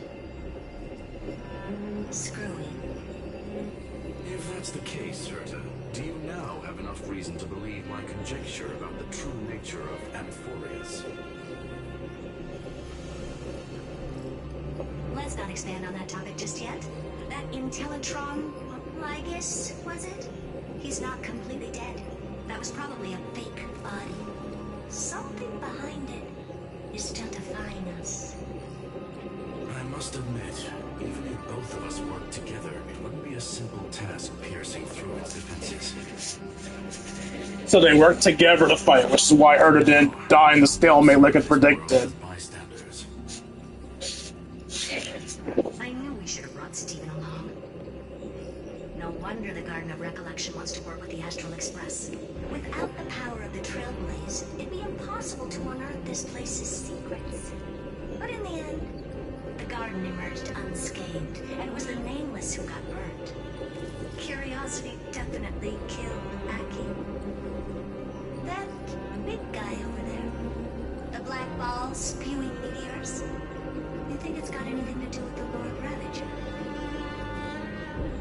Alas, without sufficient computational power in the stream projection, I am unable to analyze the path energy. Suggestion. The immediate priority now is to find the whereabouts of the two Nameless. Research priority on the destruction can be lowered. Every second counts before that Intellitron's preventative measures kick in. All right, all right. Stop making a fuss. How many times have we collaborated, and when did it ever not end in a perfect outcome? Why not add another mission objective while we're at it? The card-playing memo keeper told me that the frozen Trailblazer girl might just also be trapped inside Emporius. If time allows, I will also investigate March 7th's whereabouts. Herta, do you hear that? A wave of desperate cries from the heart of the mountain city. The lives there are undergoing intense suffering. Conclusion. The butterfly has already flapped its wings, and an impending storm closes in. The Nameless are important allies, and you and I have matters to attend to, Herta. I beseech you. In moments when a choice needs to be made, one must not be distracted due to personal interests.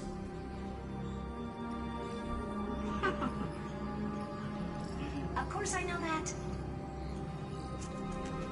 Fate really is a game of dice scrolling.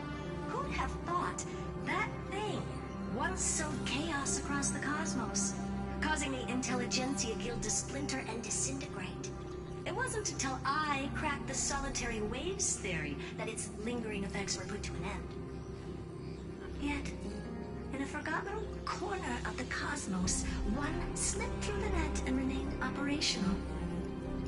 And it was this machine that eventually became the cradle for the birth of a certain Lord Ravager. The source of Emporius' tragedy is an Emperor's scepter that survived to this day.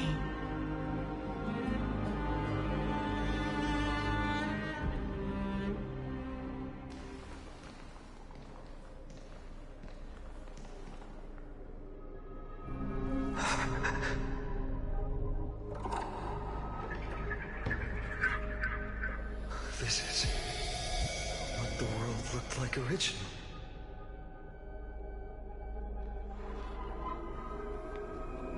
What are you doing here? Answer my question, Lycus. Ah, another hero has arrived at the Vortex. I can no longer remember how many times this has happened. The author of each epic, as the prophecy has foretold, stays their pen at this point. Just like each cycle of the extrapolation, in accordance to their primordial design, ends here.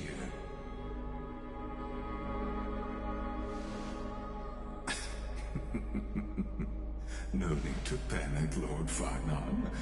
I stepped into this space purely for one purpose: to witness the prophecy's miracle of Genesis. You've never expressed interest in the Flame Chase journey. When my companions and I ran, bled, and sacrificed for the core flames, you never so much as lifted a finger. An indifferent observer. An anti-Catharan who's neutral till the end. Why would you suddenly express concern for the Chrysos heir's mission?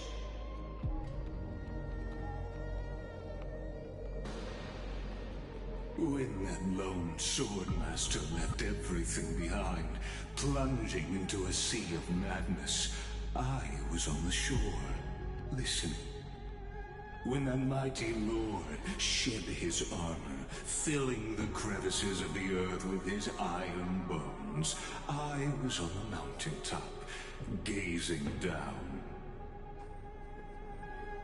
Across 1,000 years of the Flame Chase journey, I have witnessed the ardor, resolve, division, and unity of the Chrysos heirs with mine own eyes. Just as you were all born to shoulder the guidance of the prophecy, I too have bathed in the gaze of distant stars, have seen the deepest, darkest of destinies.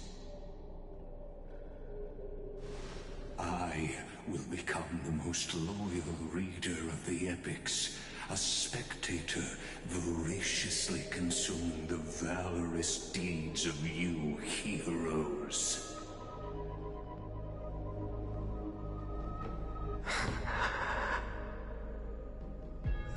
Gaze of distant stars. One day you will understand, but not now.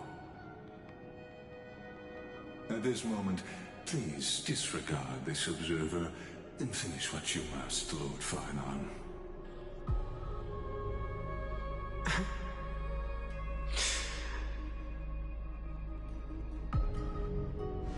I once believed that as long as I chased the flames relentlessly, the fog before me would clear, and fate would reveal its truest form. But along the way, they, all who passed, never once received the justice promised by the prophecy. I have perceived. Outside the vortex, the world is collapsing, and the children of humanity are crying. But you, Lord Farnon, will bury the old world with that core flame, bringing all things into a gray unknown.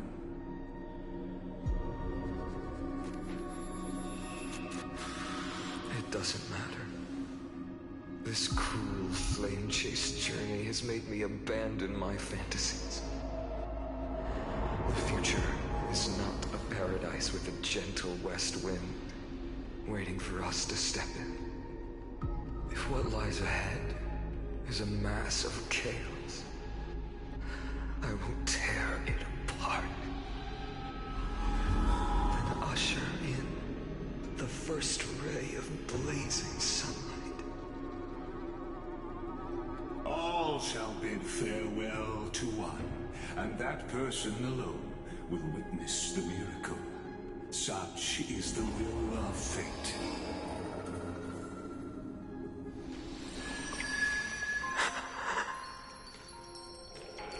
Yet this time, will an epic with endless cycles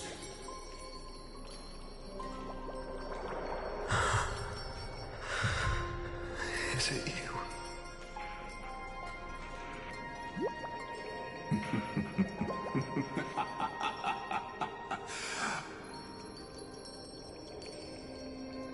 turn a new page?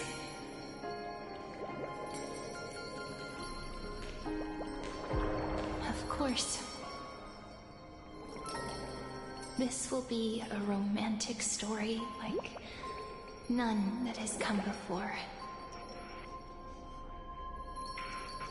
You think so too, right?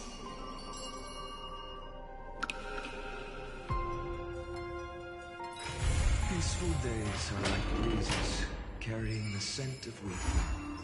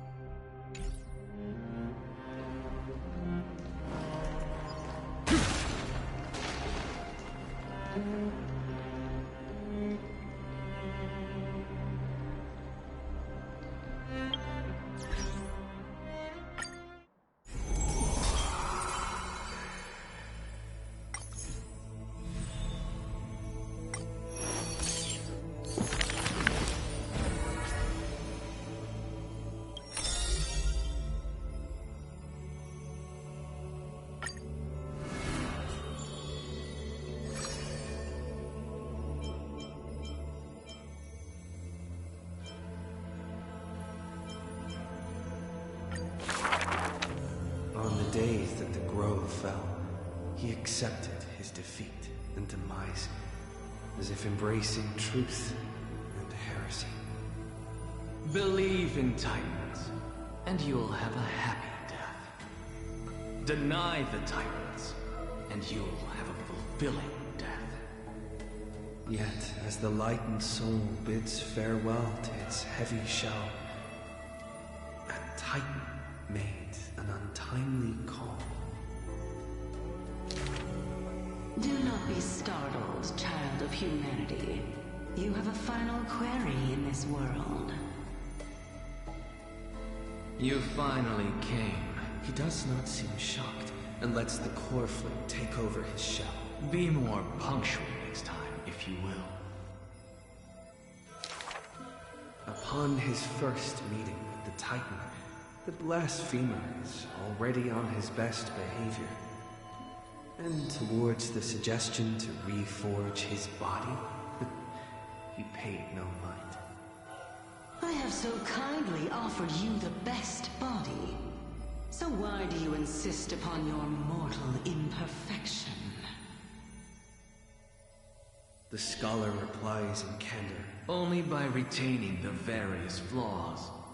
Can my humanity be preserved in rigor? His form remains in the mortal realm, while his spirit walks the river of souls' shores. Between life and death, he fatigues. Dwelling in the child of humankind's thoughts and senses, the Titan cannot bear to remain a mere spectator. Why not ask me your questions, child of humanity? I am rich in wisdom, and shall speak with no ambiguity.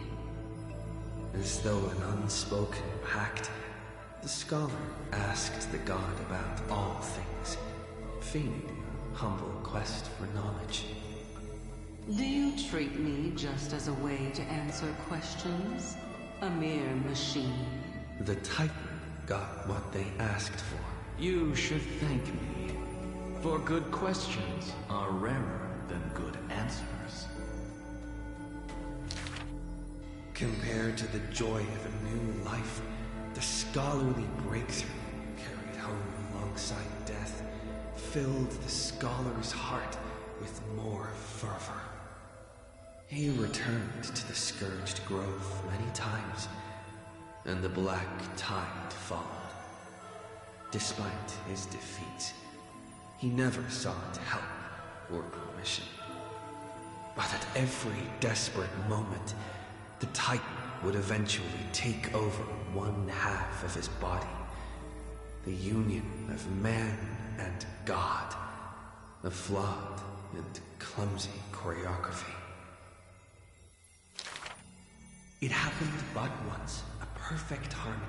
One man, one God, speaking in one breath. Stop stepping forward at the same time as me.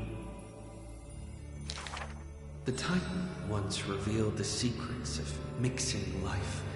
A boon, seemingly a blessing, but full of malice. What a tempting bait. But that's not my desired chalice. Divine power is within his reach. But the scholar is not moved by that essence. This long and abnormal temptation is also a trial of elevation, where the sage can achieve all things, but shortcuts alone he abhors with silence.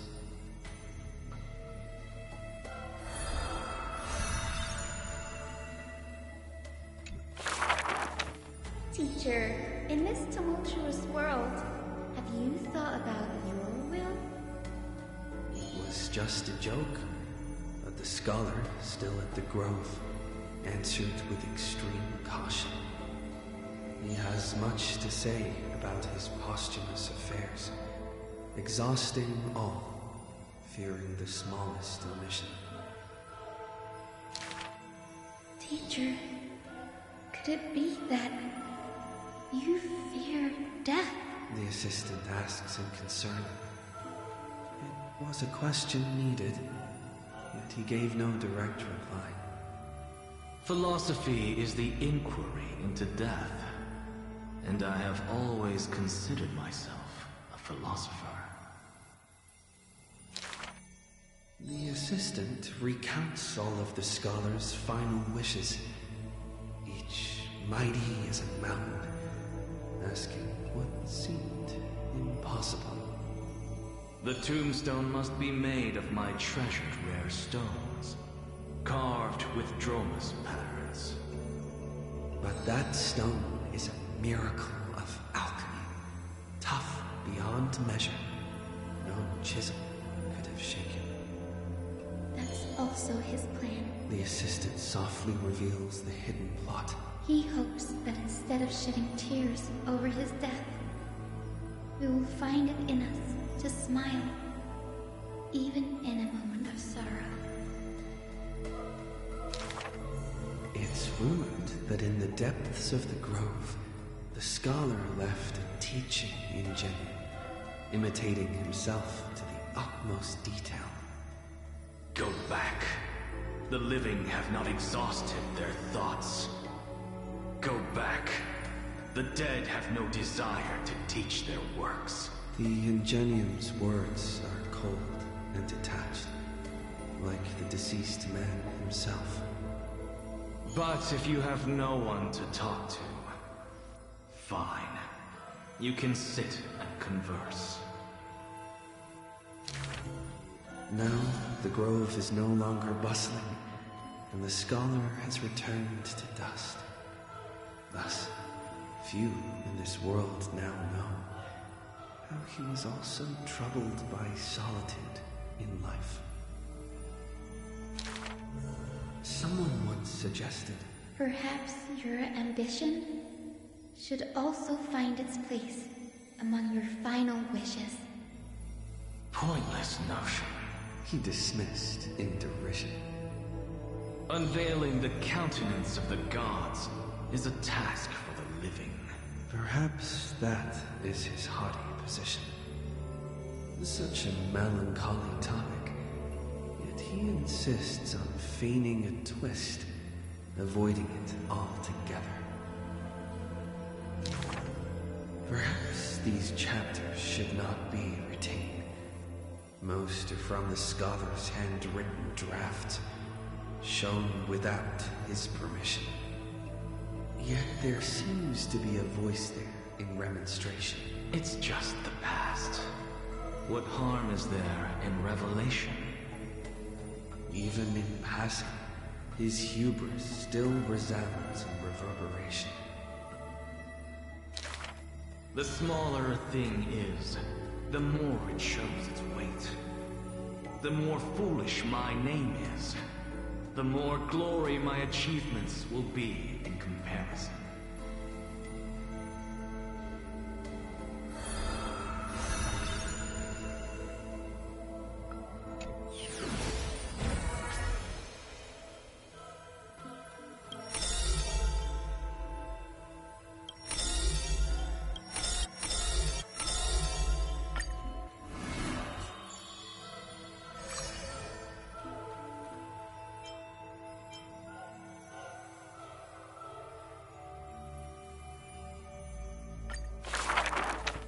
A good student who often did stupid things. Was the assessment from the Lotophagist sage. An excellent healer who fails at all scholarly means. Was the assessment from the Nodist sage. A shining child who also burns away her own life's rays. Was the assessment from the Erythrocaramist sage. A fool who was always wreathed in smiles, while drowning in a weighty and pitiful dream. Was the assessment from the Neusporist sage. The girl had visited all the schools during her time studying in the Grove. She refused to become a scholar, despite her exemplary grades. Instead of increasing this role's knowledge, I prefer to reduce its pain. While the sages faced her words in silence, the Neusporist sage alone decided to hire her as assistant post-haste. An apprentice who spends wisdom is more precious than scholars who hide knowledge away. The faded twilight courtyard, long eroded by time, now shelters a girl, the sole heir of her lineage. Loneliness accompanied her days, till the sage of the Caprists visited her and brought her a chromatic pony with a grin. It may be the Eye of Twilight's creation in times gone by, for it shines with the sky's rainbow hues within. Could it be the warlike winged beast of her father's tales? But the sleepy, dreary-eyed pony before her was soft as freshest plucked cotton. The girl still took this gift, for from the little creature she smelled the scent of clouds distant. If it weren't for her, I would have suffered more accusations. The Neusporism sage says in admission. The scholars come in to deliver arguments, reproach, often stopped before the door, not coming to fruition. For the girl before the door soothed their blazing anger, like the soft clouds, gentleness in accumulation. Do you know what sacrileges he has committed? The girl muddles her answers, yet her heart knows in full admission. Like you and me, he too wishes to heal all of this world's afflictions. The girl treated ailments for many years in the grove, composing her medical treatises into tomes. When scholars seek medical help, she realizes with a startle that kindness too can grow into its own bloom.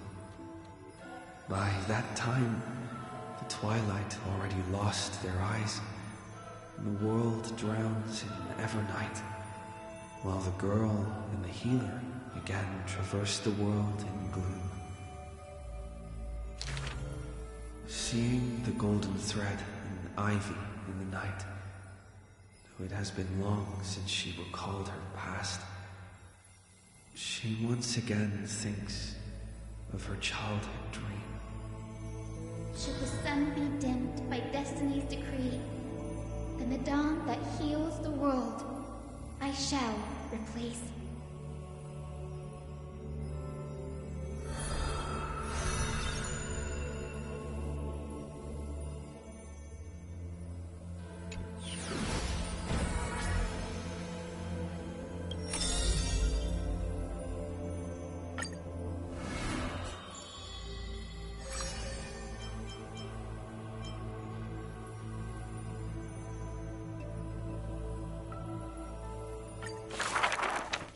As always, to perceive the man's fury, one must do so 7,000 paces away. The Kremnos he guards is once again shrouded by mist. Rust, blood, and fire are the ceremonial ode to the demigod. There is no one to witness or to give cheers of glory. The final Kremnos festival goes on without end.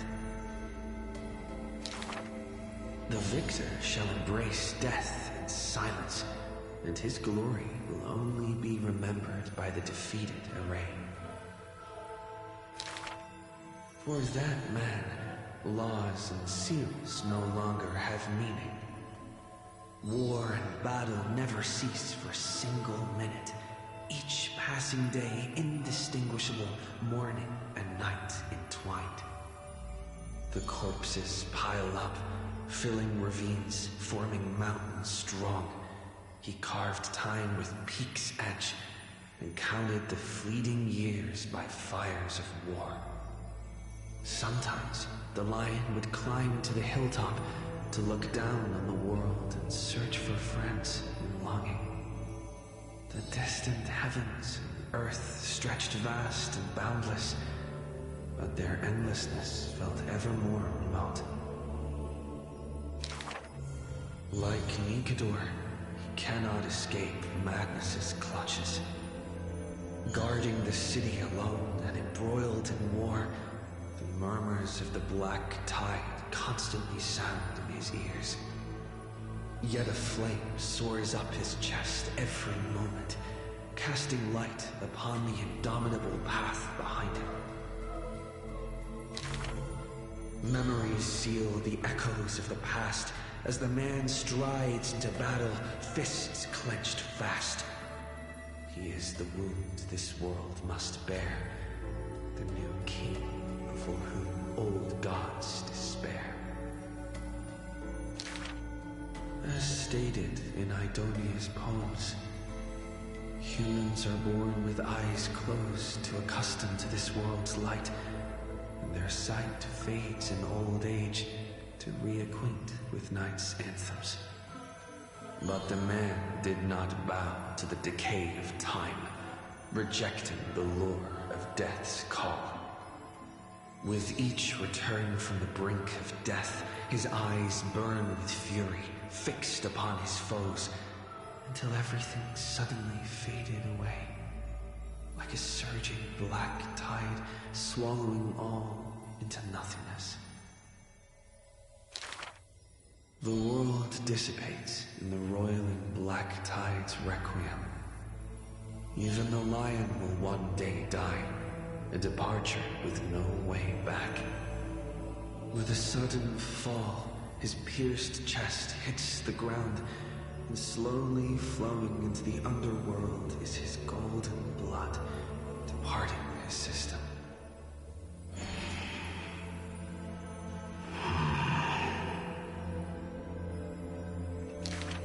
But that gaze, fierce as flame, never dimmed, not even in death, looking beyond those flame-seeking figures, reaching far toward the endless horizon. In the morrow sky, the stars will chant, "The lone king of Kremnos is called Mighty." His journey was one of ceaseless, eternal warfare, and behind him, he left a world ablaze with glory.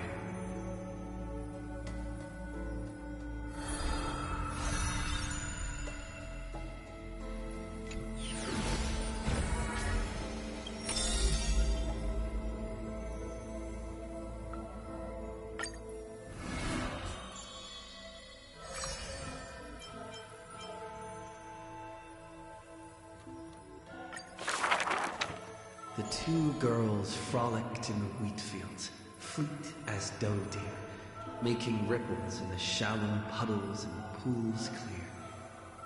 As dusk approaches, the exhausted girls collapse over the wheat heaps, talking about their longings and dreams of literature, love, and a journey through a world dear. Oh, Sky, slow your closing gaze. How I want to keep this moment in my hands forevermore. On that day, the breeze was warm and gentle. At that time, death was soft and fair. The broken-winged butterfly falls by the window, bringing with it a scent of melancholy. The girl looks outside. Golden wheat fields rolled endlessly, stretching to the horizon. Holding to the chair, she tries to stand, only to find her legs trembling and feeble. Don't worry, Alexia. Her older sister whispers beside her ear, and on her sister's shoulder, the girl weeps mournfully. And time thus becomes silent, painted with sighs only. When hearing the healer's diagnosis, the girl remained deathly still. Her eyes were already drained of tears, and her heart a wilted grave. Every time she has something on her mind, she would tilt her head and look outside.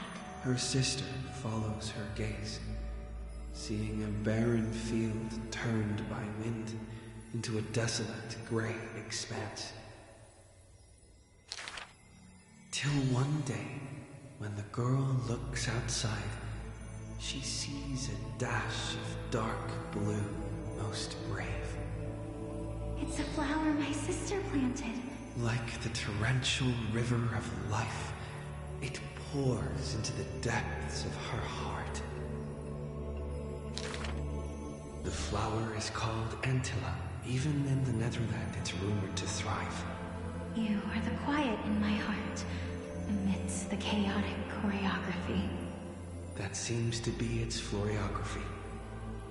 When the days are warm, the sister would take the girl on long journeys through the flower fields, gazing upon rivers, napping amongst the grove, a discussion hardy. After I die, I want to become an Antilla flower and become the quietness in your soul. A thoughtless word from the girl gains her a wrapping on her forehead most dainty. Do not speak of dusk when you have yet to see the dawn. Dew drops from the petals as wind pulls on the leaves, and the two of them sit in quietude. The girl asks for the means to tend to the garden. While her sister sounds concerned, her heart is relieved. But the concern is well-founded. The girl tripped and fell into a mire. She gazed directly into the eyes of death in that dark pool, bottom unperceived. I've been the weight upon my sister's wings. Let this be where it all comes to rest. The girl gives up her struggles, only to see a figure pierce through the water's surface. I won't allow you to walk through the dusk alone, or enter the night of no reprieve. Her sister sobs without end, and the girl has to gently hug her and softly relieve. And then, this distant memory turns bleary, difficult to retrieve.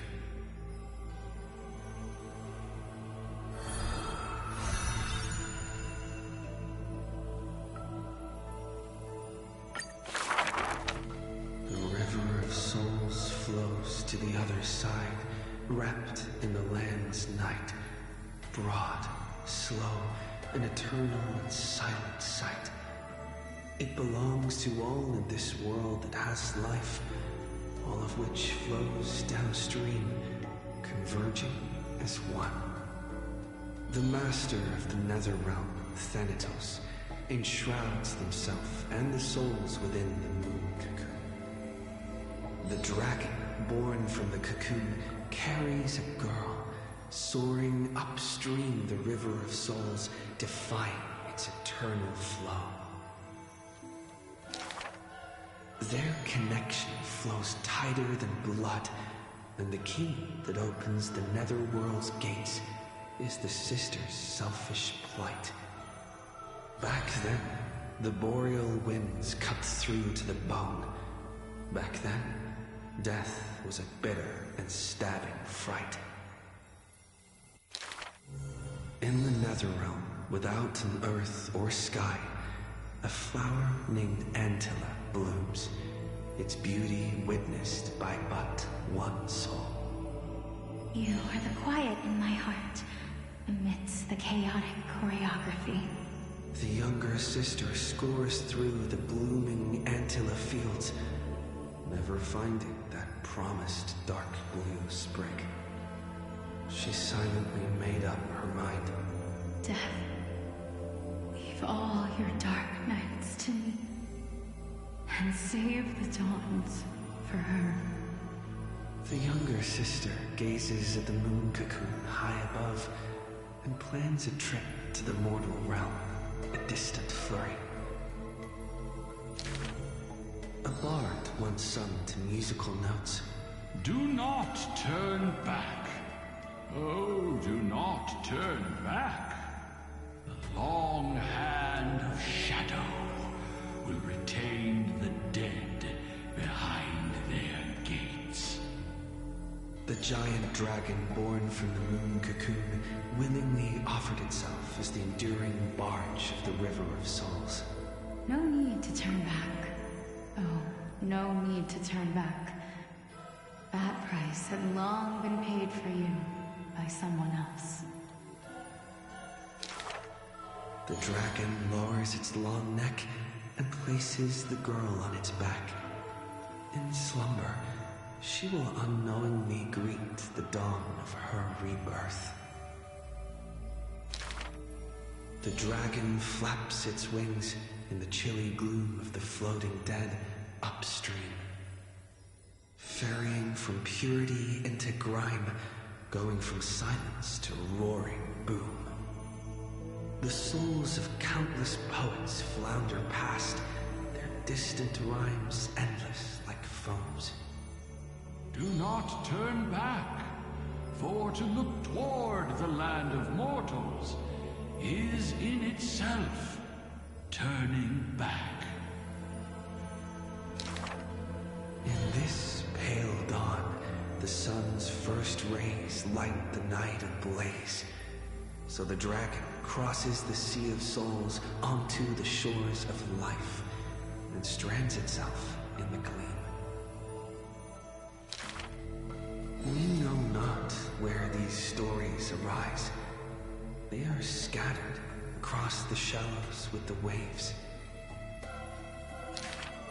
The confession the girl made before her departure still echoes in the tide's heaves. If there is anything for me to leave behind, may it find a soul to remember. This is the ode of my life, and I've already penned my last stroke.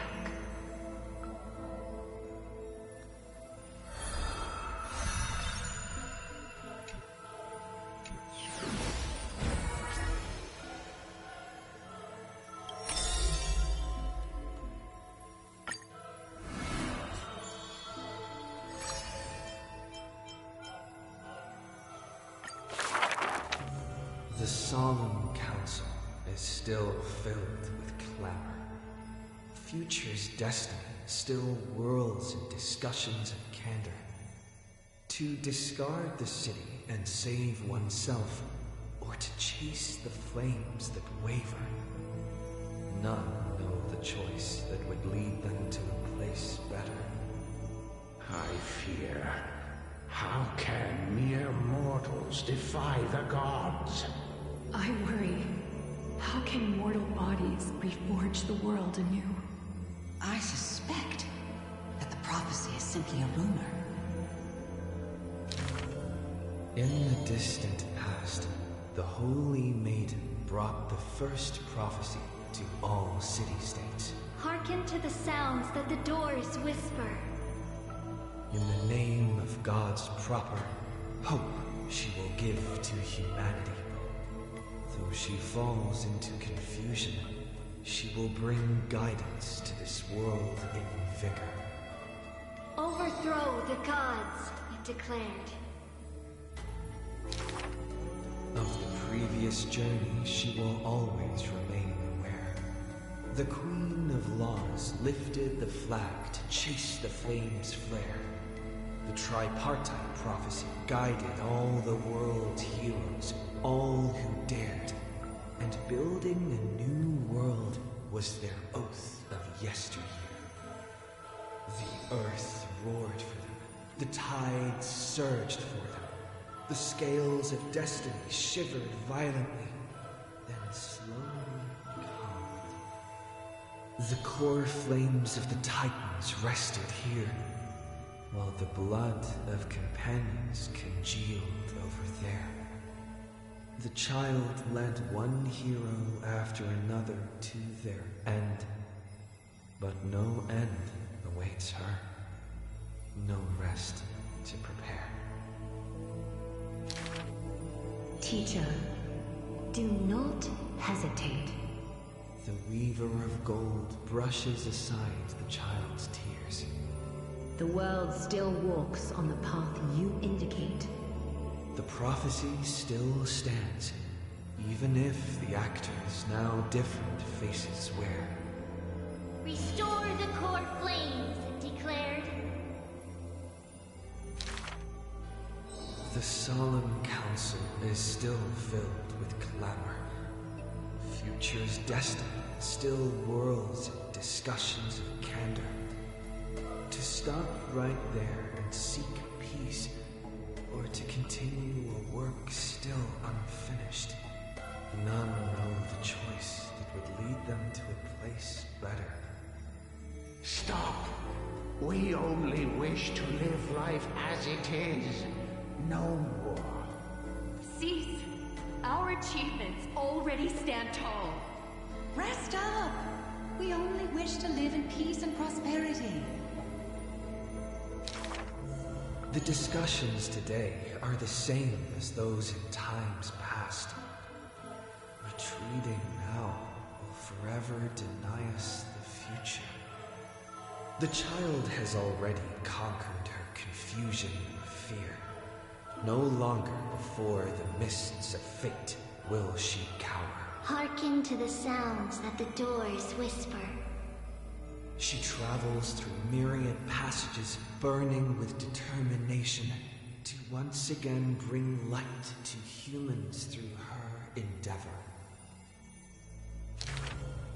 The children fly into the streets, wishing to encourage the residents' faith. Please, be not afraid.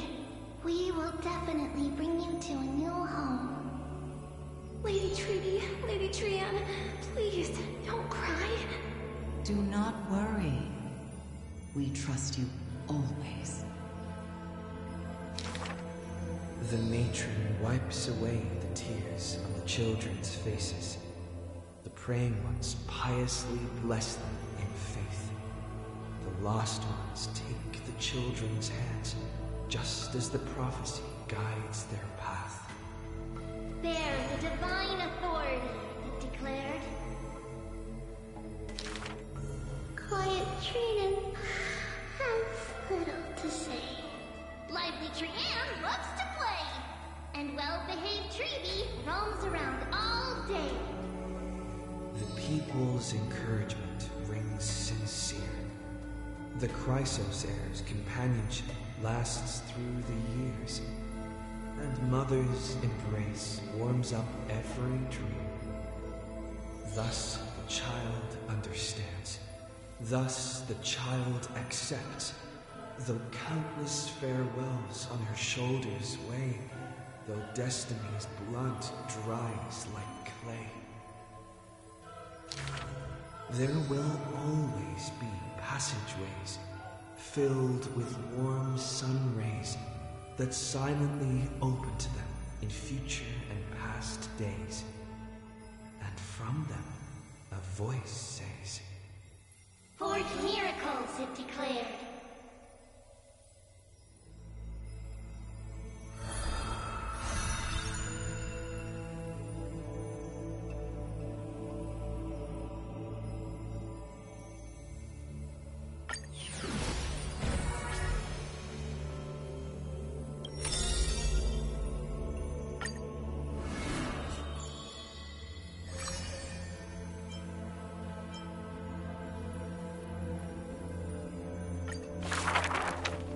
If every single scar equals a coin, then the girl always pursued would be worth her weight in gold.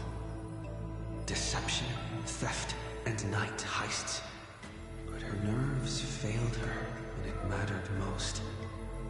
The girl clutches meager loot to her chest and escapes, muttering curses, bearing her pain. We're head on. I definitely win next time. She always longs for the coin of whimsy's blessing and creed. Yet the coin in the air always suddenly disappears, as if in reply from a trickery type. Day and night flow, and the thief's star makes circles across the sky, while time molds the girl into an adult. The cloak once used to conceal her entire body now only suffices as a hood that barely covers her fringe. No matter. These days, I have no need to hide. With a confident stride and a silver tongue, her perfected fraud thieving every opportunity as a result. And at curtain fall hour, those treasure-seeking steps fade into the moonlight. When she appears again, her arms are laden with money's weight. What is the art of thieving? Stealing from the poor. Not enough loot. Stealing from the rich. That's a boring task to boot. The girl narrows her eyes of greed towards those called the Chrysos heirs. The golden vines of the sages' homes, the sacred carcass of the deathward realm, the divine lyre, the seashore's pearl, and and the crystal chalice of the Thousand Gates. The girl knows not the treasure's origins, only that they are all valuable beyond measure. To have something priceless is the true art of thieving. A pity the deceits are all eventually revealed, and the thief meets a rare defeat. A golden thread discerns her meticulous disguise, and the heroes hold down her third hand to imprison in this thief star made of human feet. I take defeat with my head held high. Spare me your sympathy. She frankly faces the accusations, knowing that escaping would be nothing more than child's play. So the Chrysos heir outside the cage smiles sweet. Would you like to see my most precious? A treasure bride? It is a dress, like the beauty god Nestia's divine body. More blinding than the sun, rivaling the moon in its glory. It is woven by divine threads. It captivates even the gods.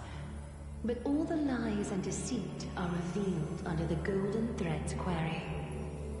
The world-famous thief is stirred by such grand words into a flurry. Then just you watch. This wondrous dress will forever remain in my own gallery.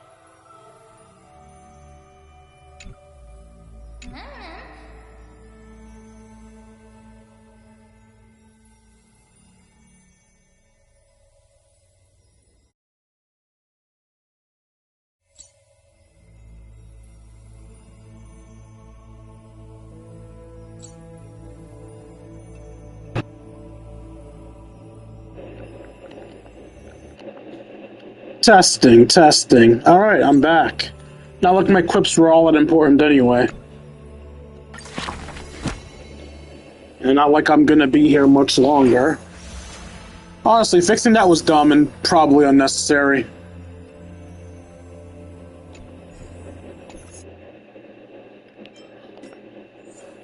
New friend?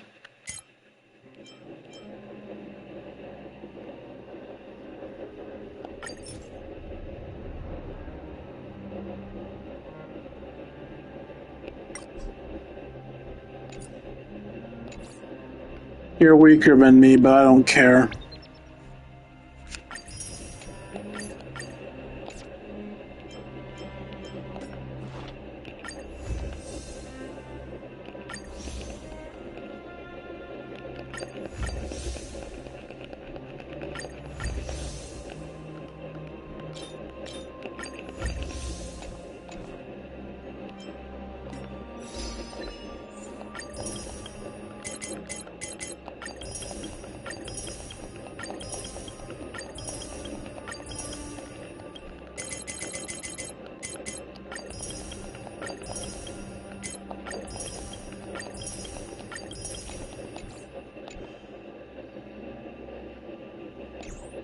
Alright, let's check our phone messages. We have two.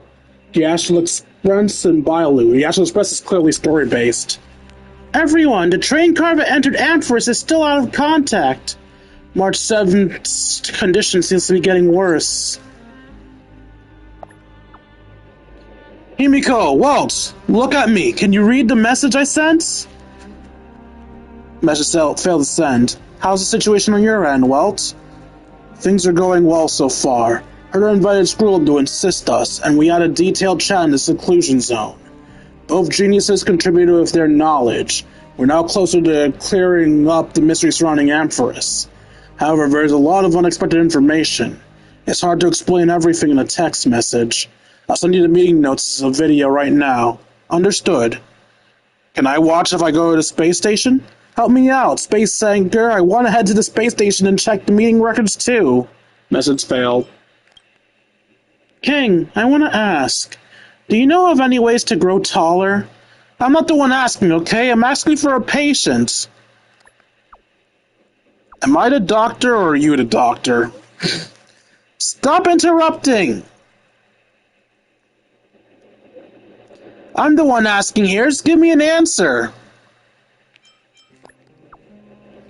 I heard you just need to drink more milk.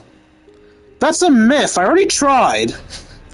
If it wasn't for you. I drink puffer goat milk in all 3 meals.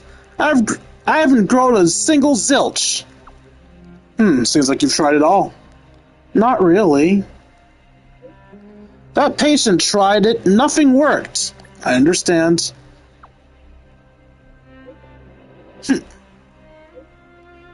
La la la, ignoring you. Alright, and finally, let's end this off with a set of wishes. I don't have enough for a 10 pull. I need 5 more. I believe I can get 5 more from the store.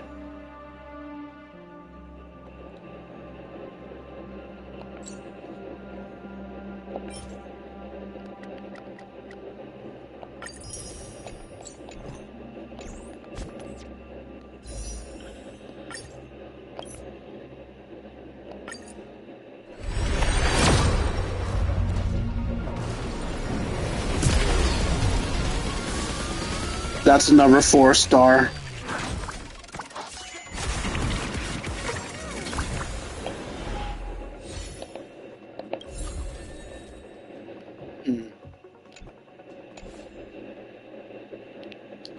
Alright. Well, that's it for today's stream. I hope you guys enjoyed as much as I enjoyed making for you all. If you enjoyed and want to see more of my content, you can find me at youtube.com/KingD353. Again, that's youtube.com/KingD353. When I'm not re-uploading streams of all episodes of Channel 5 Royal, you go Legacy of the Duelist and whatever else I feel like uploading. Also, if you feel I deserve it, you can donate to me at buymeacoffee.com/KingD353. Again, that's buymeacoffee.com/KingD353. Every donation is appreciated, as well as $1 a month. You can help support the channel, as well as help ensure I get to eat food. Finally, if you want to spend some time with me, you can join my personal Discord. If you watch this on YouTube, the personal Discord link will be in the description down below. If you'll watch this on Twitch, the personal Discord link is being posted right about now. Once you're there, we'll be able to chat, play video games, share memes, and have ourselves a grand old time. Like, comment, and subscribe, and we'll see all you beautiful people later. Deuces Kingdom. Now, who can I raid, if anybody?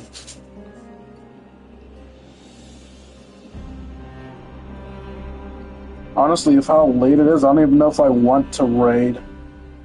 I'll try. I will walk to the end. Your wills. No matter the cost.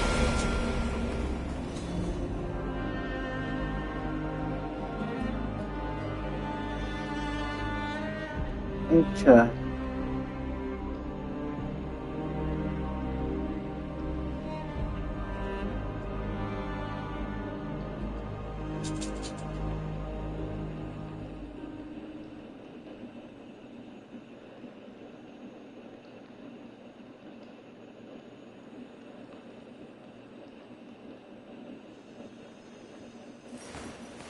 I will walk to the end. Your wills. No matter the cost.